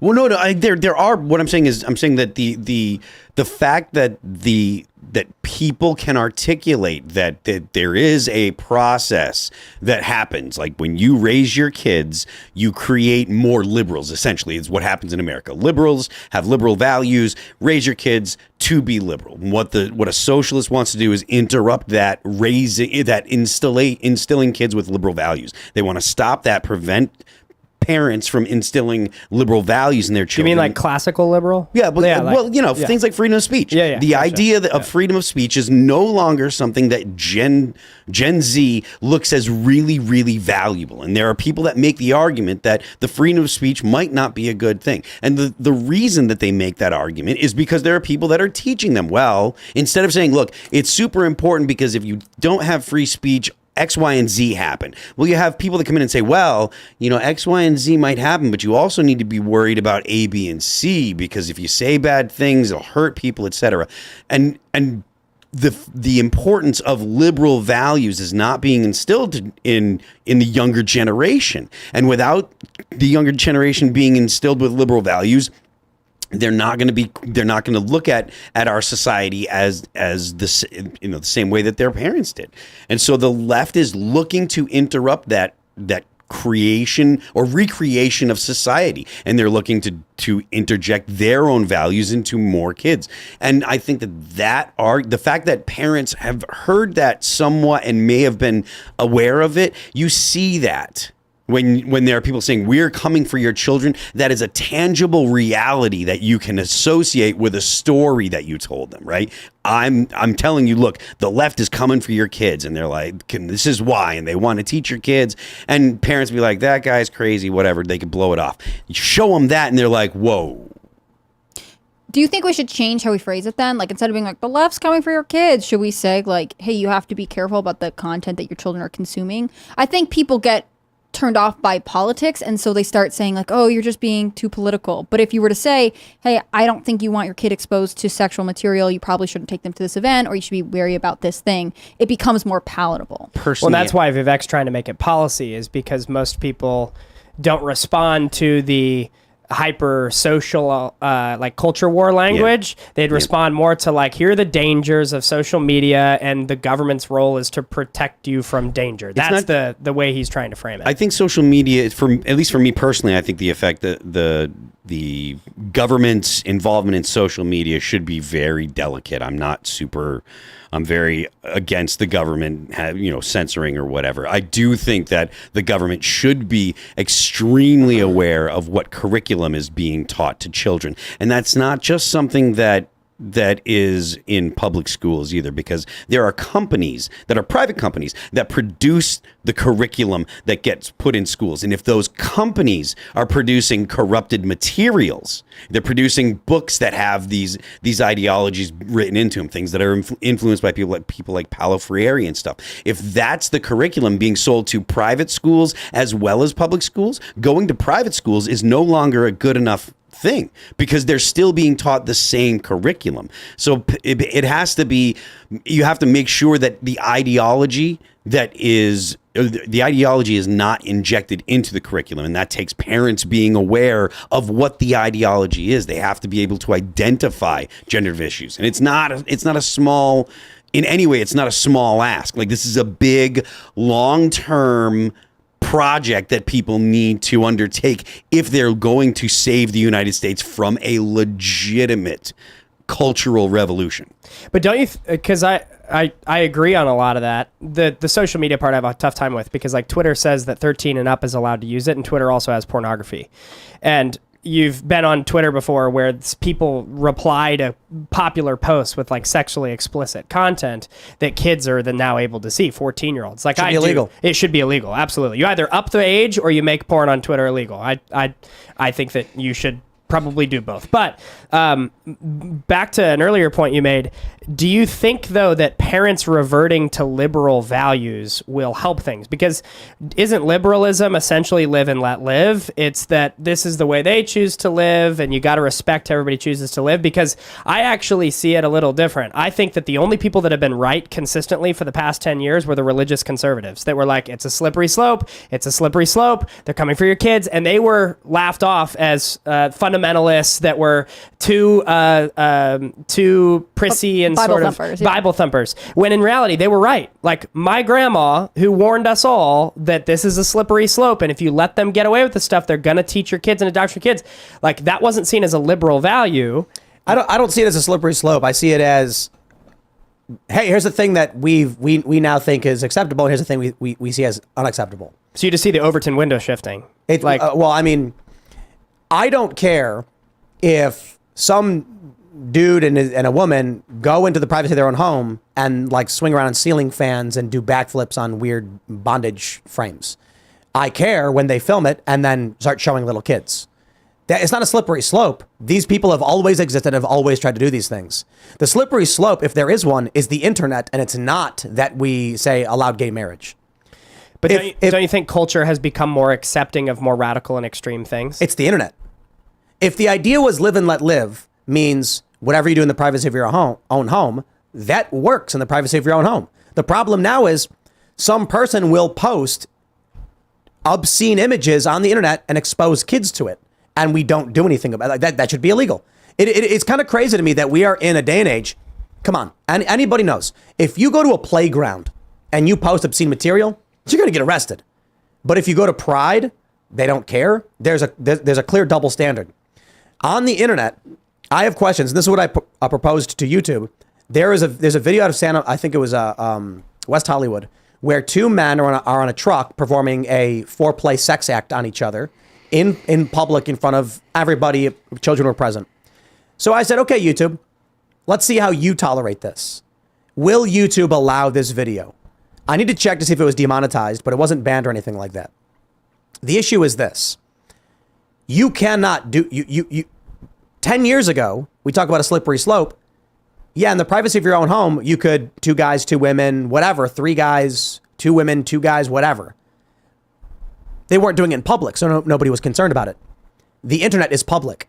They're now doing it in public. That's the problem. And if there is a problem that needs to be fixed, it's you should not be allowed to publish these things in public. There you go. Problem solved. I think it's a both and. I think, yes, it's the internet that's basically numbed our culture to a bunch of awful content that should be seen as egregious and people absolutely revolt against. But at the same time, I also believe, like in California, we've got State Senator Anthony Weiner, who's coming up with some new crazy radical proposal related to sex every single day. And that's not internet related. That's purely policy. It's talking about what forms of abuse they can get away with to kids. And it's consistently passing the legislature. Like, it's making it through these committees that 10 years ago we would have said, well, it may be because of the internet, but the fact is people in there, I do think there's a level of this, like, well, I said live and let live 10 years ago. I still believe that. I have this sort of framework of people do what they want, and who am I to judge? That's a very liberal principle, whereas someone who's more conservative like me would say, I actually think there's an objective line that we should all agree to. If this wasn't on the internet, people would not fear the negative press. So these politicians are like, if I oppose this, people will attack me online. It's the internet. So many of these politicians are just going to say what everything is popular. Well, the video from Pride got 1 million clicks. That's what they're going to agree with. So I really just think when it comes to liberals, there's no moral framework. There's literally not. They'll lie about everything. I mean, look at this. We had that person on the show. And I'll keep it somewhat vague because I'm tired of talking about it. Who said they like this? We have this book right here. Yeah. This book is gay that describes things children should not be hearing. Yeah. And they said it shouldn't be censored from schools. Advocacy for a book that is not for children being given to children that would teach children how to use adult sex apps. They agree with it. Why? Because the internet said to. If there was no internet, they would just say whatever the TV told them to say. So I guess my question is, what ideology stops that from happening? Because I would argue that it's not classical liberalism anymore. I think my opinion is that there is the need for a conservative uprising against this of family values-led policies, ideologies, cultural statements, companies that say like, no, we're going to go back to the basics here. Stop talking about any of this. No matter if you're an adult or a kid, we don't want to hear about your sex life at all anymore. The founding fathers were classical liberals. Yeah, I think they would roll in their grave at the social stuff we've allowed in our classical liberalism, though. So, but it's not classical liberalism. It's corruption and degradation and degeneracy. But you just said liberals don't have a moral framework. So where does the line? So when I say liberal, I'm talking about You're talking the culture war left. Gotcha. Like, yeah. So agreed. Colloquially, we use liberal to refer to a body of people, Yes. but it doesn't actually describe liberalism. Yeah. Thomas Jefferson, a classical liberal, would, as you're correct, roll in he's spin so fast in his grave it would generate free energy. Yes. So that Tesla. Where exactly. are you? Just yeah. We could hook up some cables to those coffins and we'll be powering this country forever. Yeah. So classical liberalism is more about individuality, meritocracy, etc. And even conservatives agree with the principles of the founding fathers in that regard. The seeds that were planted in this country that granted people civil rights. Someone going outside and plotting and declaring they're going to come and commit crimes against your children, those are criminal acts. The cops aren't arresting these people. It is not classical liberalism that we have laws being broken every day that police won't arrest people for. It's just general social decay. Yeah.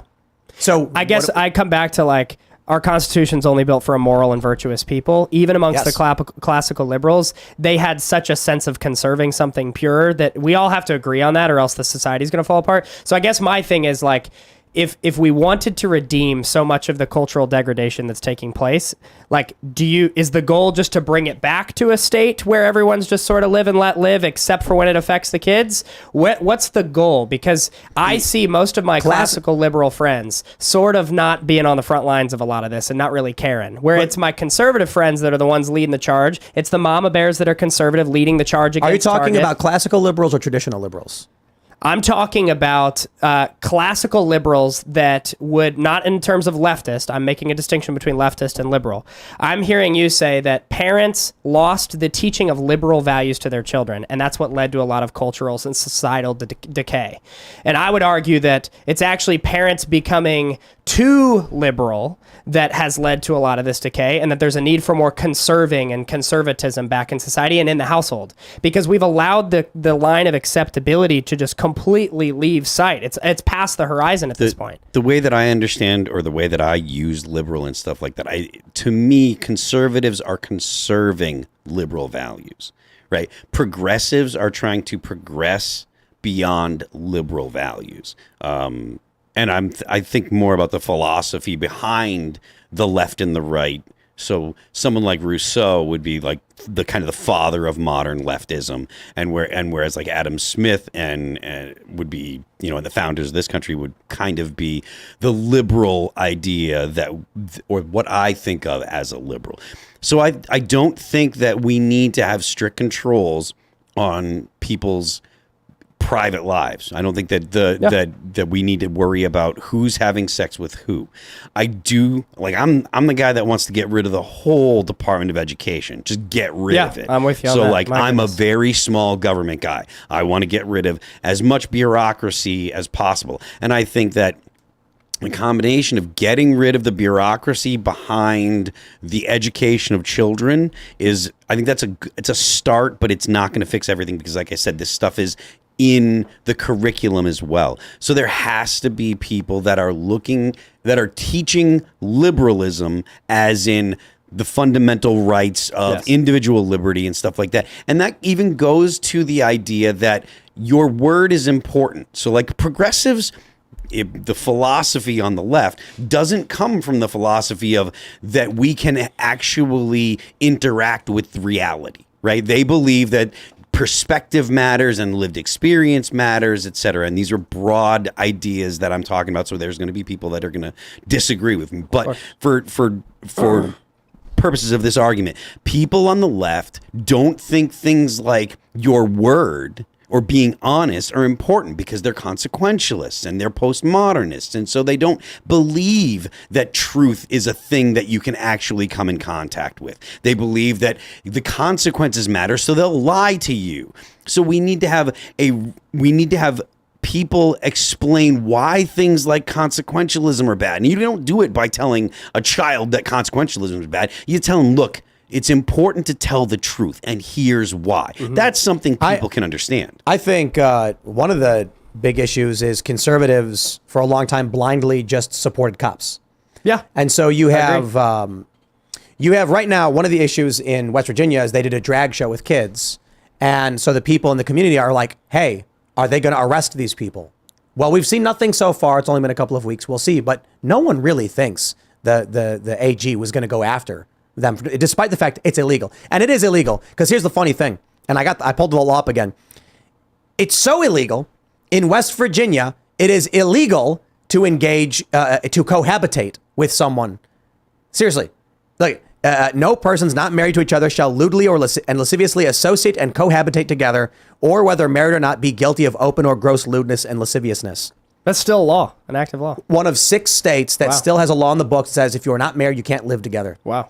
I'm not suggesting they actually enforce a law like that. Yeah. My point is, if that law's still in the books, you better damn well believe a man wearing skimpy women's clothing and engaging in a sex show in public with children on stage is illegal. Yes. Why won't they just enforce the existing laws? Now, hey, if the left thinks the laws are bad, they can go to the legislature and change those laws. But in West Virginia, this democratic institution has spoken, and it is illegal to do these things. In fact, Jefferson County explicitly recently passed an ordinance saying you can't do these things.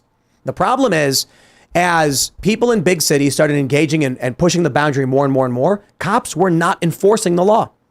And so conservatives just kept saying, keep doing your good old job. And now we're at the point where I guess they're called blue laws, where it's like they're laws, but no one would seriously enforce it. So you'll end up now with an adult having a sex performance. I mean, look at that little kid dancing at an adult gay club, taking his clothes off on stage in exchange for tips. And this was like 4 or 5 years ago. It's disgusting. And no police action. Yeah. You had the drag show with kids in Texas, and the cops were like, we can't do anything about it. And a bunch of people pointing out like, yo, there's a law right here saying you can't do this. You absolutely can do something about it. But the cops are like, no. And conservatives just kept saying back the blue. No, I'm like, I think we should just abolish the police. Just look, go back to militias. Go back to the law enforcement is in the hands of the community. Exactly what the left wanted, right? But let's entertain this. I'm not talking about social workers showing up and going, everyone calm down. I'm talking about if you come onto a residential street, it is the neighborhood watch who is empowered to enforce the laws in their residences. That means when Antifa shows up with bricks, it is the local neighborhood watch who comes out, detains the individuals, and then has them arrested.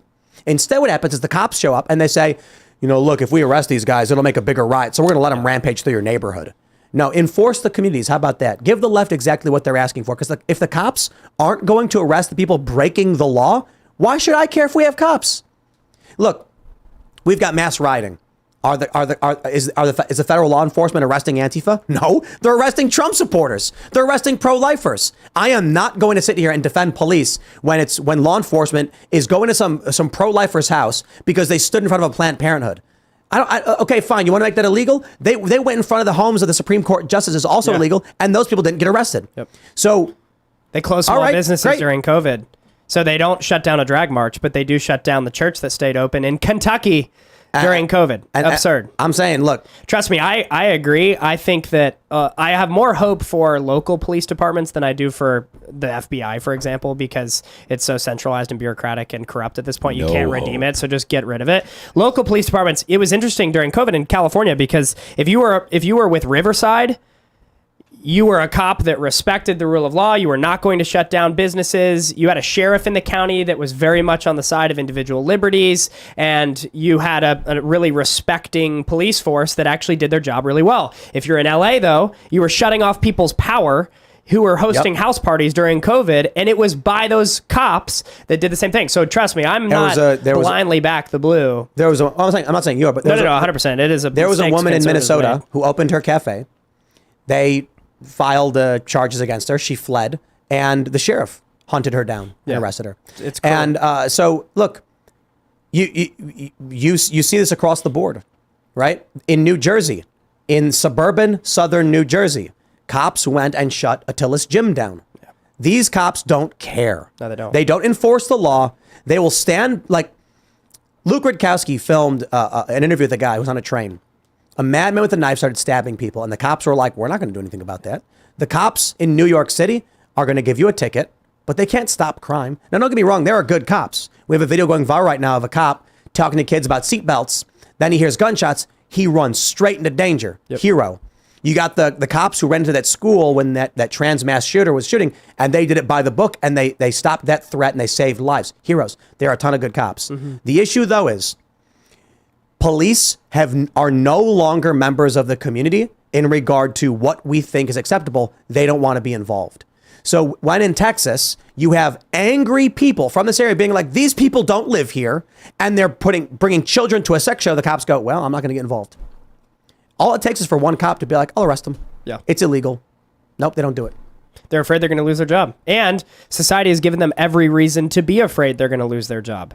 It's why it's why culture celebrates the victim, they celebrate the perpetrator of the crime instead of the guy who jumps in and stops it. Jacob Penny or whatever in New York recently. Daniel Penny. Just today pleaded not guilty. Exactly. Well, good. He was not guilty of anything. It was a perfectly legitimate scenario where the women and the children on the subway were literally saying thank you to this guy. So why are we not taking a lesson from him? That's what I really agree with your point, that like it should be communities that are responsible. The cops arrested him. Yeah, it's absurd. And that right there was the best case story, I think, for what you're describing, which is how on earth was the guy who was terrorizing women and children on the subway seen as some sort of hero because he used to dance on the subway platform, while the guy who's actually stepping in to protect women and children is the one getting arrested. Liberal values would have said that you protect people. Like that would be the liberal thing to do. Protect the individuals. Yeah, it's just sad how those terms have become so distorted. Yeah. Yes. Because I was if gonna you're say Daniel Penny was initially questioned by police and released, and then later Alvin Bragg was like, "Just kidding, we need to arrest that guy." Yeah. And they So you mean to tell me that Alvin Bragg in New York will arrest a guy even though the police already determined it's self-defense, but Morrissey in West Virginia won't arrest the people putting on sex shows in public with children? Yep. That is the problem. Yep. So, I've met Morrissey, and I'm getting more and more upset. One of the issues is that we're trying to open businesses in West Virginia. But if it is the case that West Virginia is a state that allows adults to have sex shows in public with children present, as they did in Martinsburg this past week, and we got video of it, and the AG won't do anything about it, then I suggest divesting from West Virginia. Because screw that. Texas and Florida are doing a lot better on these fronts, and everybody kept screaming, go to Florida instead. I got to be honest. I like the mountains. I like the people here. It's MAGA country. It's 86% Trump supporting. Most people are in agreement. So I'm not trying to come down hard on the AG right now because I don't know what he's doing. But I expect to see action taken in this regard. Jefferson County banned this stuff. The people who live here are pissed off about it. And the people who are coming and bringing this stuff here don't live here. So I am frustrated that you get an AG in New York. You get an AG in DC. You get two AGs. You get Alvin Bragg, and in both instances, going after Trump, going after Penny. Absurd. Clearly ideological prosecutions. When we actually have a law on the books, we see nothing. Yep. This is the problem. You want to fix all of this? It's really simple. Red states need to actually just enforce the law and stop being whiny little crybabies who are like, but the New York Times will insult me and I'm up for re-election. Fine. I ain't voting for you. But we'll see. Maybe Morrissey will do the right thing and he'll actually start bringing charges against the people who organized this event, because we've got video footage of it. And I'm supposed to start a business in this I'm supposed to move my business here. I'm supposed to set up a public brick and mortar shop. And you mean to tell me that nearby they're putting on sex shows and they're bringing kids to them? I expect the AG to actually bring charges to people who organized and put on this event, as the law states you cannot do. Yep. Look, I can simplify it for you. This law says if two people, whether married or not, engage in open gross lewdness, it's a misdemeanor. That's every Pride March. Well, look, call it whatever you want. I'm telling you, if we've got video of people putting on adult sex shows and bringing kids involved, that is more than just open lewdness. Yep. Where is the AG to immediately come? Now, you know what? They're scared. They're terrified. They're scared. They're scared of all of these people. Well, if you're in West Virginia and you're law enforcement and you are letting this stuff happen, I assure you, the people who live in West Virginia are very, very angry. Very, very angry. Look, the joke is, up on the mountain, it's a bunch of right-wing nut jobs. Jefferson County explicitly banned children being at drag performances. Where are the cops? Granted. What I'm talking about outside of that is Berkeley County. My point is, the residents of this area, the opinion doesn't just shift when you cross county lines. No, the people in Berkeley County are pissed off about this. I talked to them. I'm pissed off about it because I'm spending money here. Mostly, let me clarify.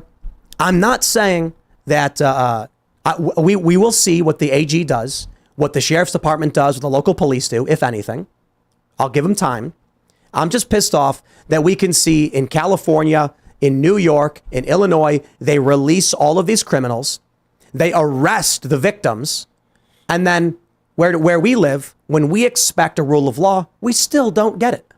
Well, and if you can't have it happen in West Virginia, this is supposed to be like the safest haven for people that believe that this type of nonsense is disgusting and grotesque. Like 86% MAGA country, you would think that the DA here, of all places, would say, yeah, you know what, I can go arrest and know that I'm going to have a win in the court of public opinion, that the public will back me. My constituents will re-elect me because they see me taking a stance against child indoctrination. If that can't happen here, something's deeply flawed, because this should be the place. Well, I don't want to jump the gun just yet, because this was just like 2 weeks ago, right? So there are people telling me that they're reaching out to the office and they're demanding action in this regard. Maybe we'll see something. I hope you do.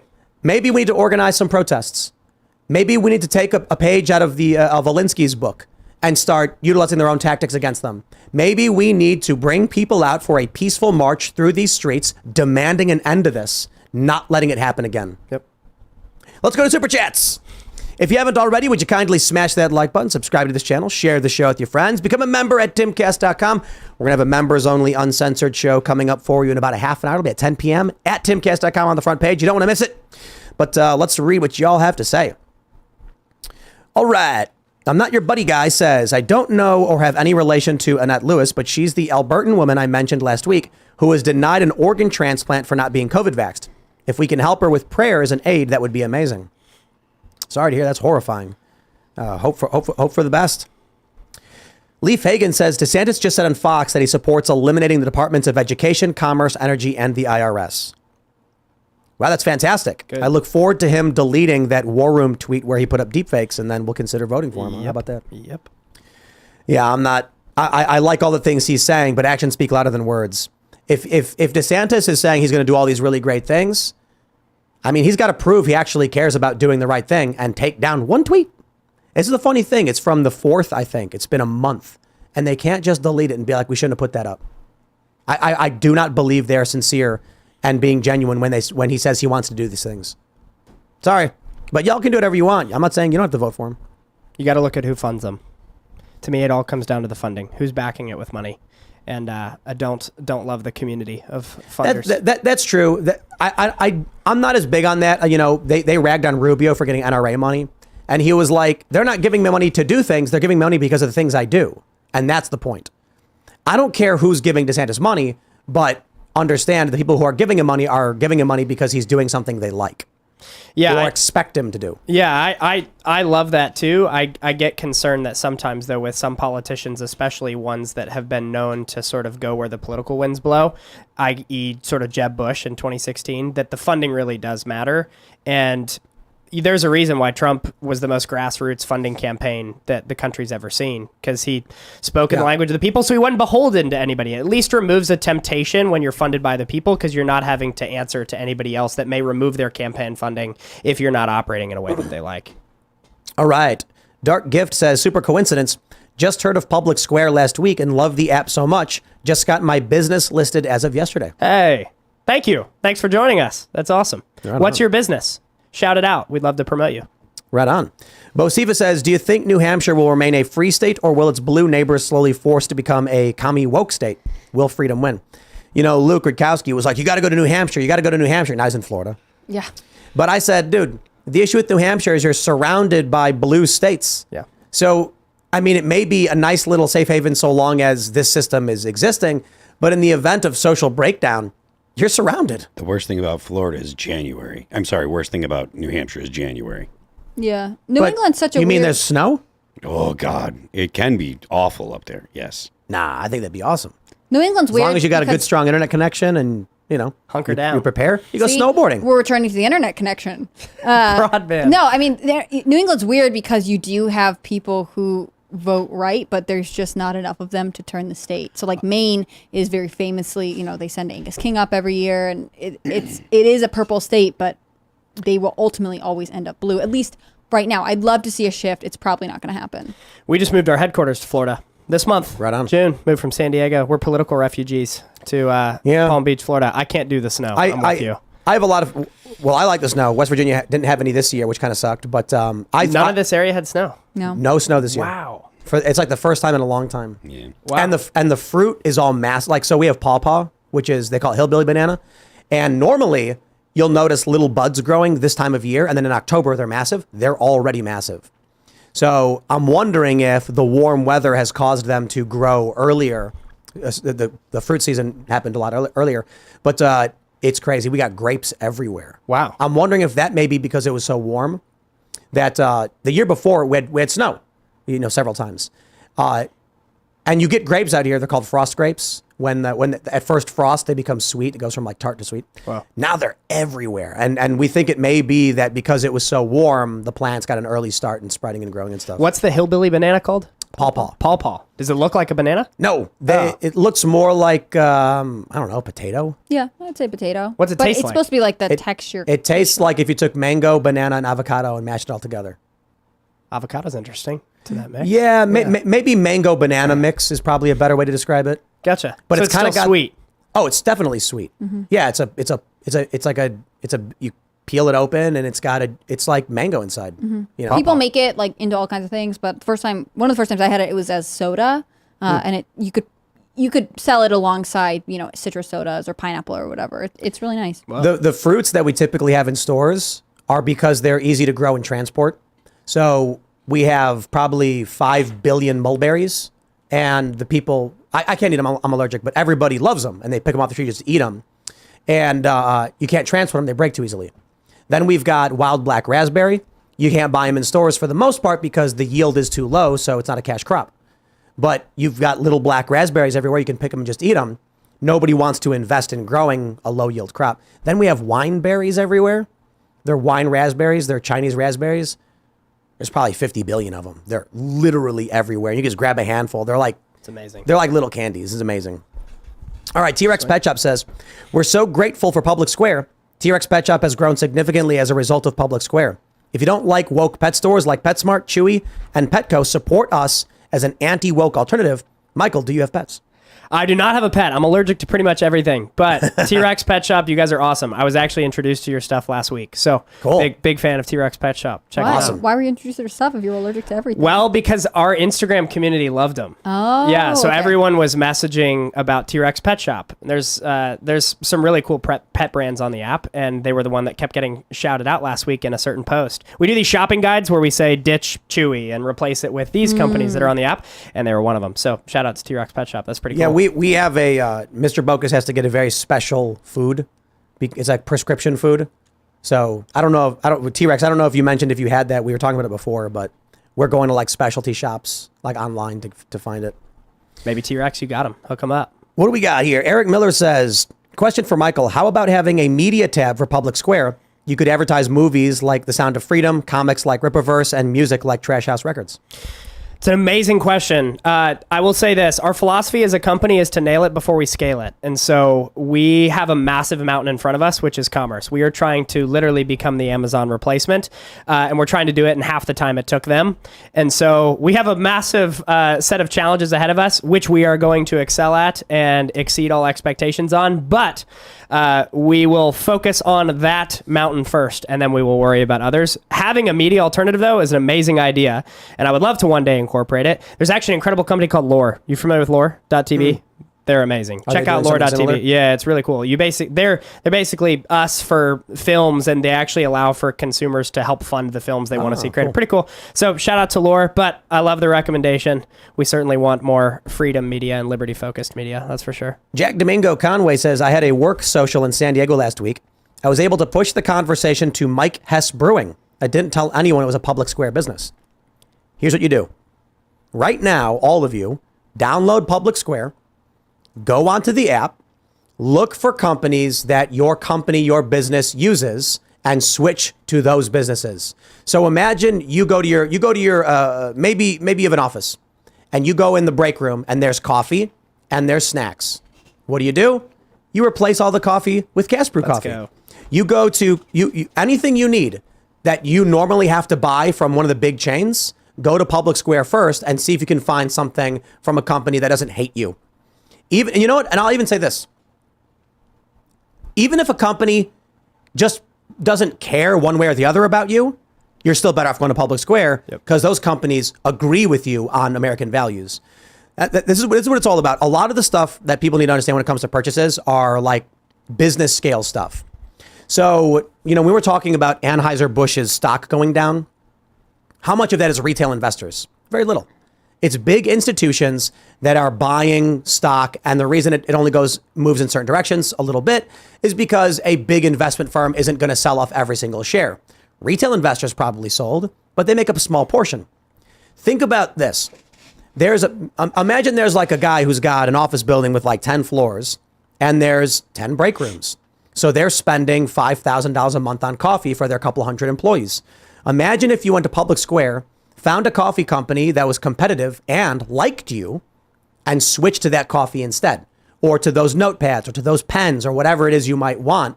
Now you're taking funding away from the massive multinational corporation and giving it to people who actually care about your values. That's what's got to happen. It's amazing. That's the plan.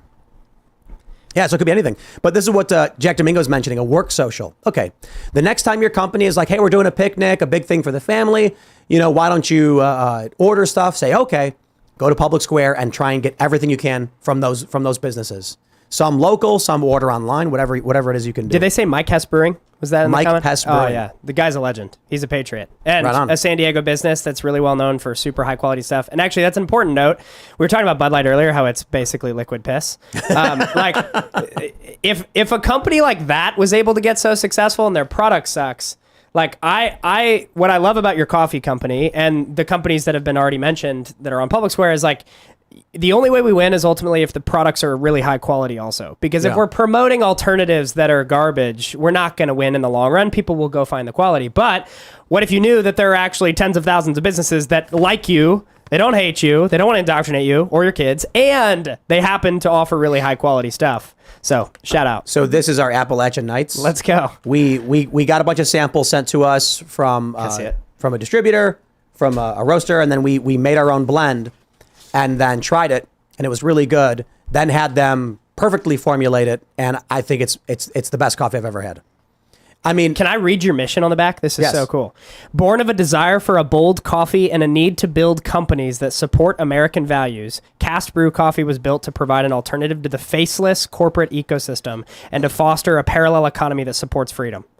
That's amazing. yeah. You tapped into a desire too. Like, we've talked a lot about the right, left, conservative, progressive, all that, but there's a much deeper desire that goes way past political lines, which is there are a few corporations that run everything and Right. they don't like us. And regardless of political affiliation, nobody likes shopping with Amazon because it's a bunch of nameless, faceless corporate brands that don't actually have a story to tell. Whereas there are thousands of small businesses like this that actually contribute something positive to society more than just a good profit margin, which I appreciate. So Starbucks views you and me like bees producing honey.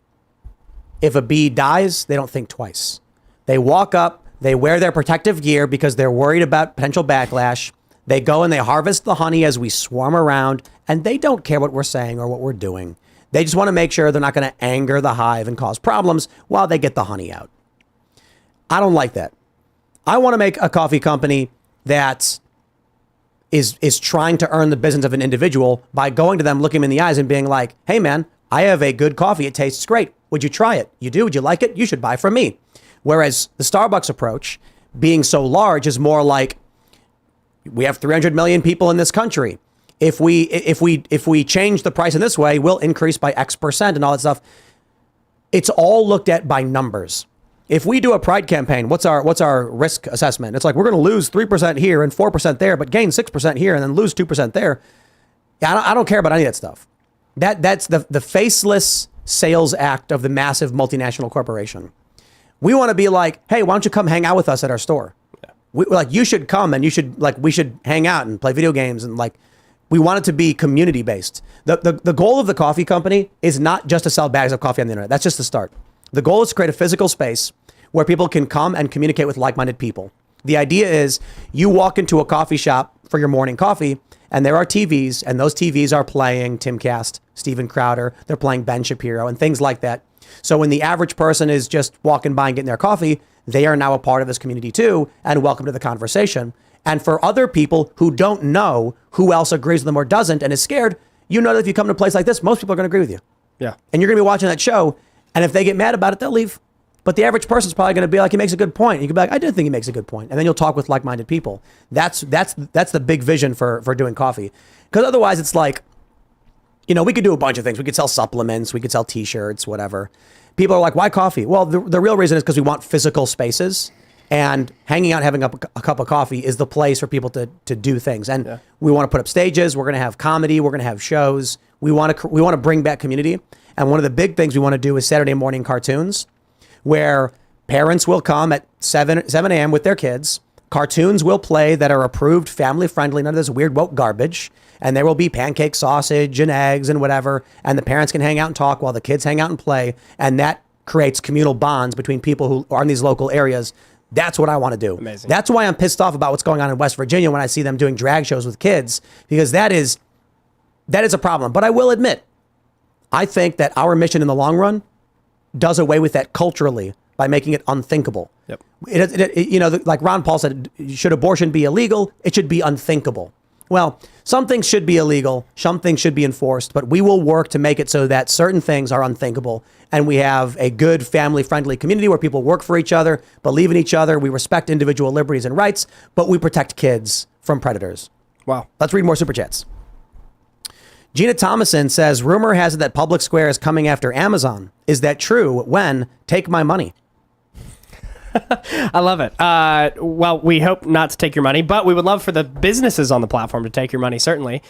We are definitely coming after Amazon. That is our goal. That's where we're going. That's ultimately, in the long run, what we aspire to do, but not just by recreating the wheel and doing it the same way Amazon did it. We actually have a few really key differentiating factors. For example, the small business point we're talking about. Amazon, the way they've structured it is that you only see the mega corporate entities that they want you to see, that they have 30% rev share deals with, so you never actually get to see organic small business exposure. The other thing that's different is obviously that Amazon doesn't have any local functionality. You don't have an ability to go pick up something from your community or for that to default there, which is a primary difference that we will always keep present. The future of Public Square, similar to how you're describing this, is very community focused. It has to be. Otherwise, you're not really scratching the itch.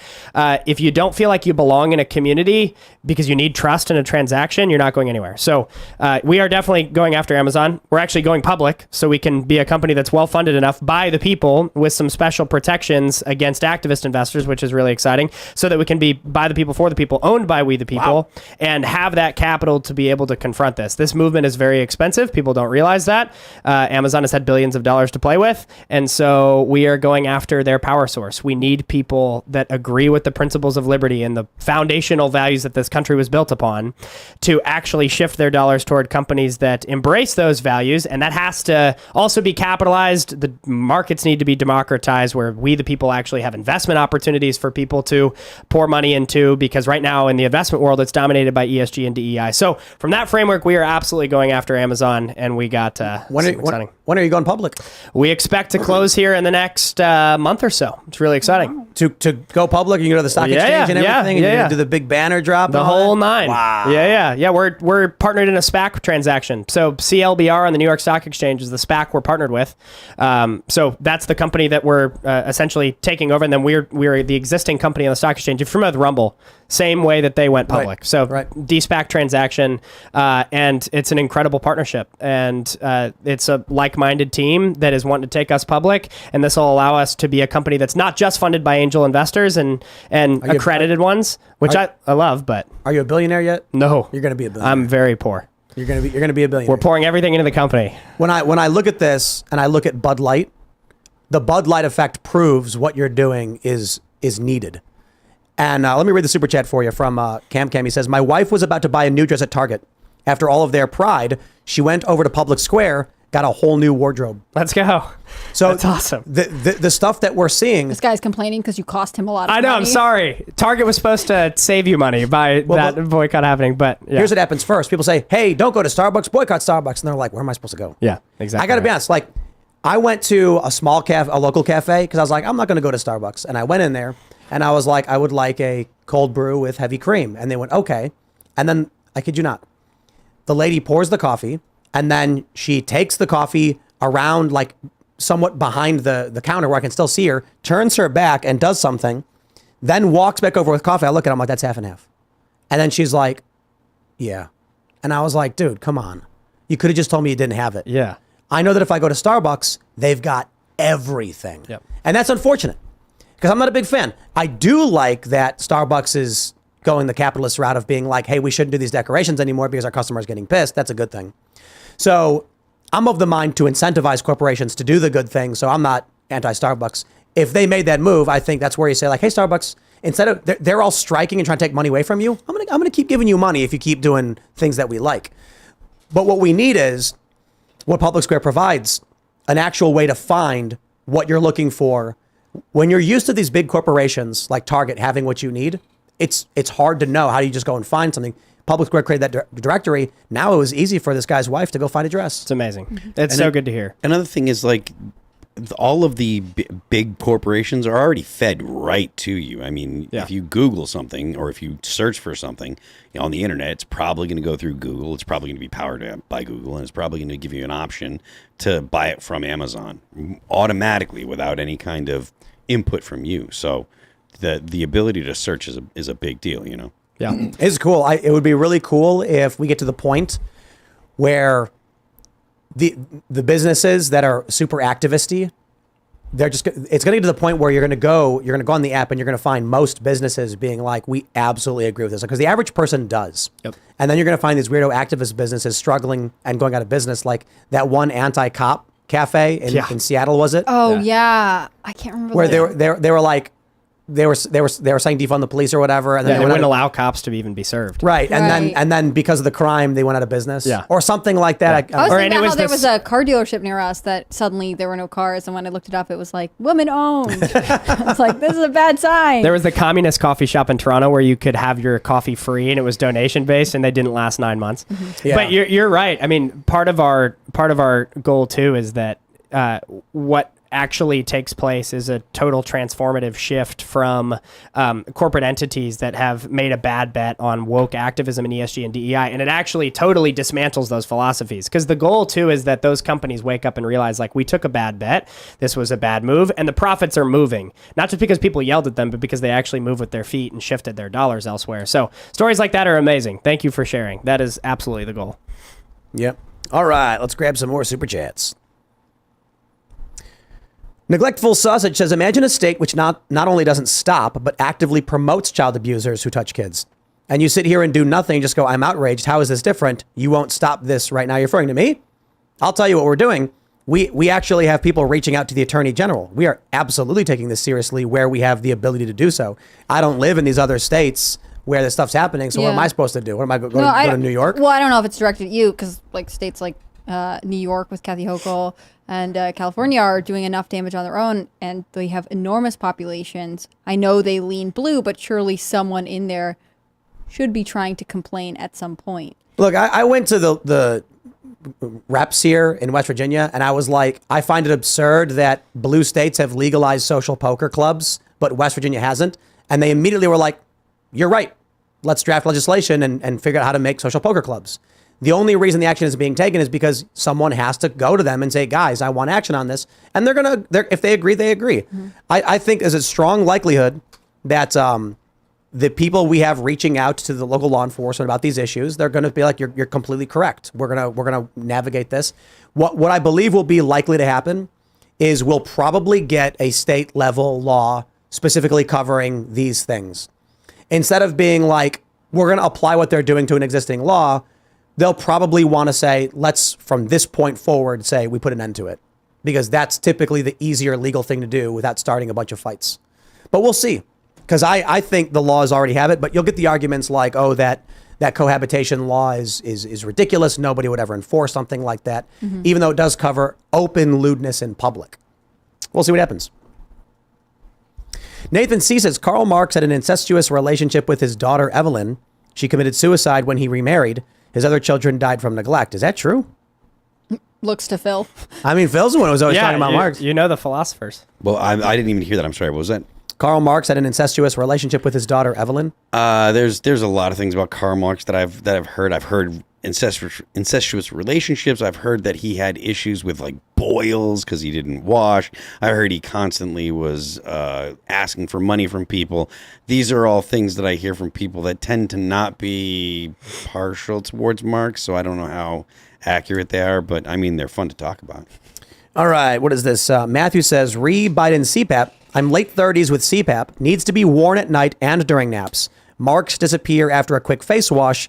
This is more than CPAP. It could be that he's just so old, the marks Doesn't have the stay. collagen to bounce back. Yeah, but what I'm saying is, because some people are like, no, those straps are CPAP straps. Yes, I know they are. My point is, they are trying to hide that he's on oxygen. I'm not saying he is on oxygen. I'm saying I don't believe them. They lie so often. I would not be surprised if they said, look, if we do the typical method of putting the oxygen tubing in, then people are going to notice. Yeah. let's do a CPAP machine and claim it's just sleep apnea. It's not a big deal. Which this means it's implying. I know that photo was, early in the morning. Presumably, it would be like you wore it at night. But then if he has these marks throughout the day, then are you implying that he's napping throughout the day? Like that also doesn't look good. Yeah. None of these options are good. The IV marks on his hand. Yeah. Yeah, I bet it's so much that it's bruised up. Once a week, I'd bet. Well, remember during the debates, they had remember you saw the cord that came out of his wrist? Remember this? What was it With the connected suit? to? Really? Yeah. There was that picture that got leaked of this little cord. It Biden- looked like a tube that was coming out of his sleeve right here. They had him on an IV drip while he was debating. How else do you keep him awake for 2.5 hours? I bet NAD. I bet they're nicotinamide. NAD IV treatments, yeah. So it's got like B vitamins and stuff in it, and it's rejuvenating. Yeah. People Hey, are man. doing it. It's expensive. A lot of people Your do it. tax dollars. Joe Rogan. I don't think he does it anymore. He takes the NMN. I think. Someone told me he mentioned on his show that he doesn't do NAD, but he used to do. I think Charlie Kirk swears by it as well. Yep. I think Hunter- Biden's doing it I think Yeah. Hunter gives 10% of his crack cocaine to the big guy. That's what keeps him while awake. he's sitting next to him. That's right. Sprinkling it into Texting cereal on in the WhatsApp. morning. 10% for the big guy. All right. We got one more here. Samurai EAC says, I got my company on Public Square. We're the largest direct-to-civilian body armor manufacturer in the U.S. Let's go. We changed the market. Our company mission is to glorify the Christ by equipping the free men of the United States with tools of liberty. Wow. What a mission I statement. feel like these Right men on. have so much fun writing these mission statements. Like Seriously. they're powerful. They're Yeah. cool. Yeah, when we were writing this, I was like, we need to like hit these points. Like this is what it's all about. All right, everybody, if you haven't already, would you kindly smash that like button, subscribe to this channel, share the show with your friends, and go over to timcast.com, click join us, because the members only show is going to be silly, spicy, and not so family friendly, and that'll be up in a few minutes. You can follow the show at Timcast IRL. You can follow me at Timcast. Michael, do you want to shout anything out? Head to publicsq.com. We'd love it if you join the community. It's free. We'll never ask you for money. We're just going to show you lots of awesome businesses that don't hate you of all different industries. So we'd love it if you join us there. Thanks for having me. Actually, businesses that like you. Businesses that like you, Right. yes. It's a little bit It's really refreshing. Not everybody hates us. We have a whole community of folks that don't. So Right on. it's pretty awesome. Are you on the internet? Do you want people to follow you? I'm on Twitter, Instagram, at RealMichaelSeif, S-E-I-F, the first 4 letters of my last name on Twitter, and then at RealMichaelSeifert on Instagram. But yeah, publicsq.com, you'll see. I'm not that interesting, but our company is, so check us out. I'm Hannah Claire Brimlow. I'm a writer for Timcast.com. You should follow at Timcast News on Twitter and Instagram. As you heard tonight, you can see our on-the-ground reporting and see stories from me, from Chris Bertman, from a bunch of other great people. I recorded with Seamus for 2 hours today for his podcast, Shamers. It's on Rumble. At the end of it, he told me, you make me want to rethink the First Amendment. So I think that's interesting. Go watch it tomorrow. That's a heck of a tease. Yeah, Yeah. I don't know, man. I think I'm interesting on Rumble. No, I'm just kidding. If you want to follow me personally, you can follow me on Instagram at hannahclaire.b and on Twitter at hcbrimel. Thank you so much. I am Phil Labonte. I am Phil That Remains on Twitter, Phil That Remains Official on Instagram. The band is All That Remains, available on Spotify, Pandora, Apple Music, on YouTube, all the things. And I'm Serge.com. That was a good one, guys. Always good to see you, Michael. Good to see you. Pleasure, Thank you. man. Yeah, let's get to the after show. We will see you all over at timcast.com in a couple of minutes. Thanks for hanging out.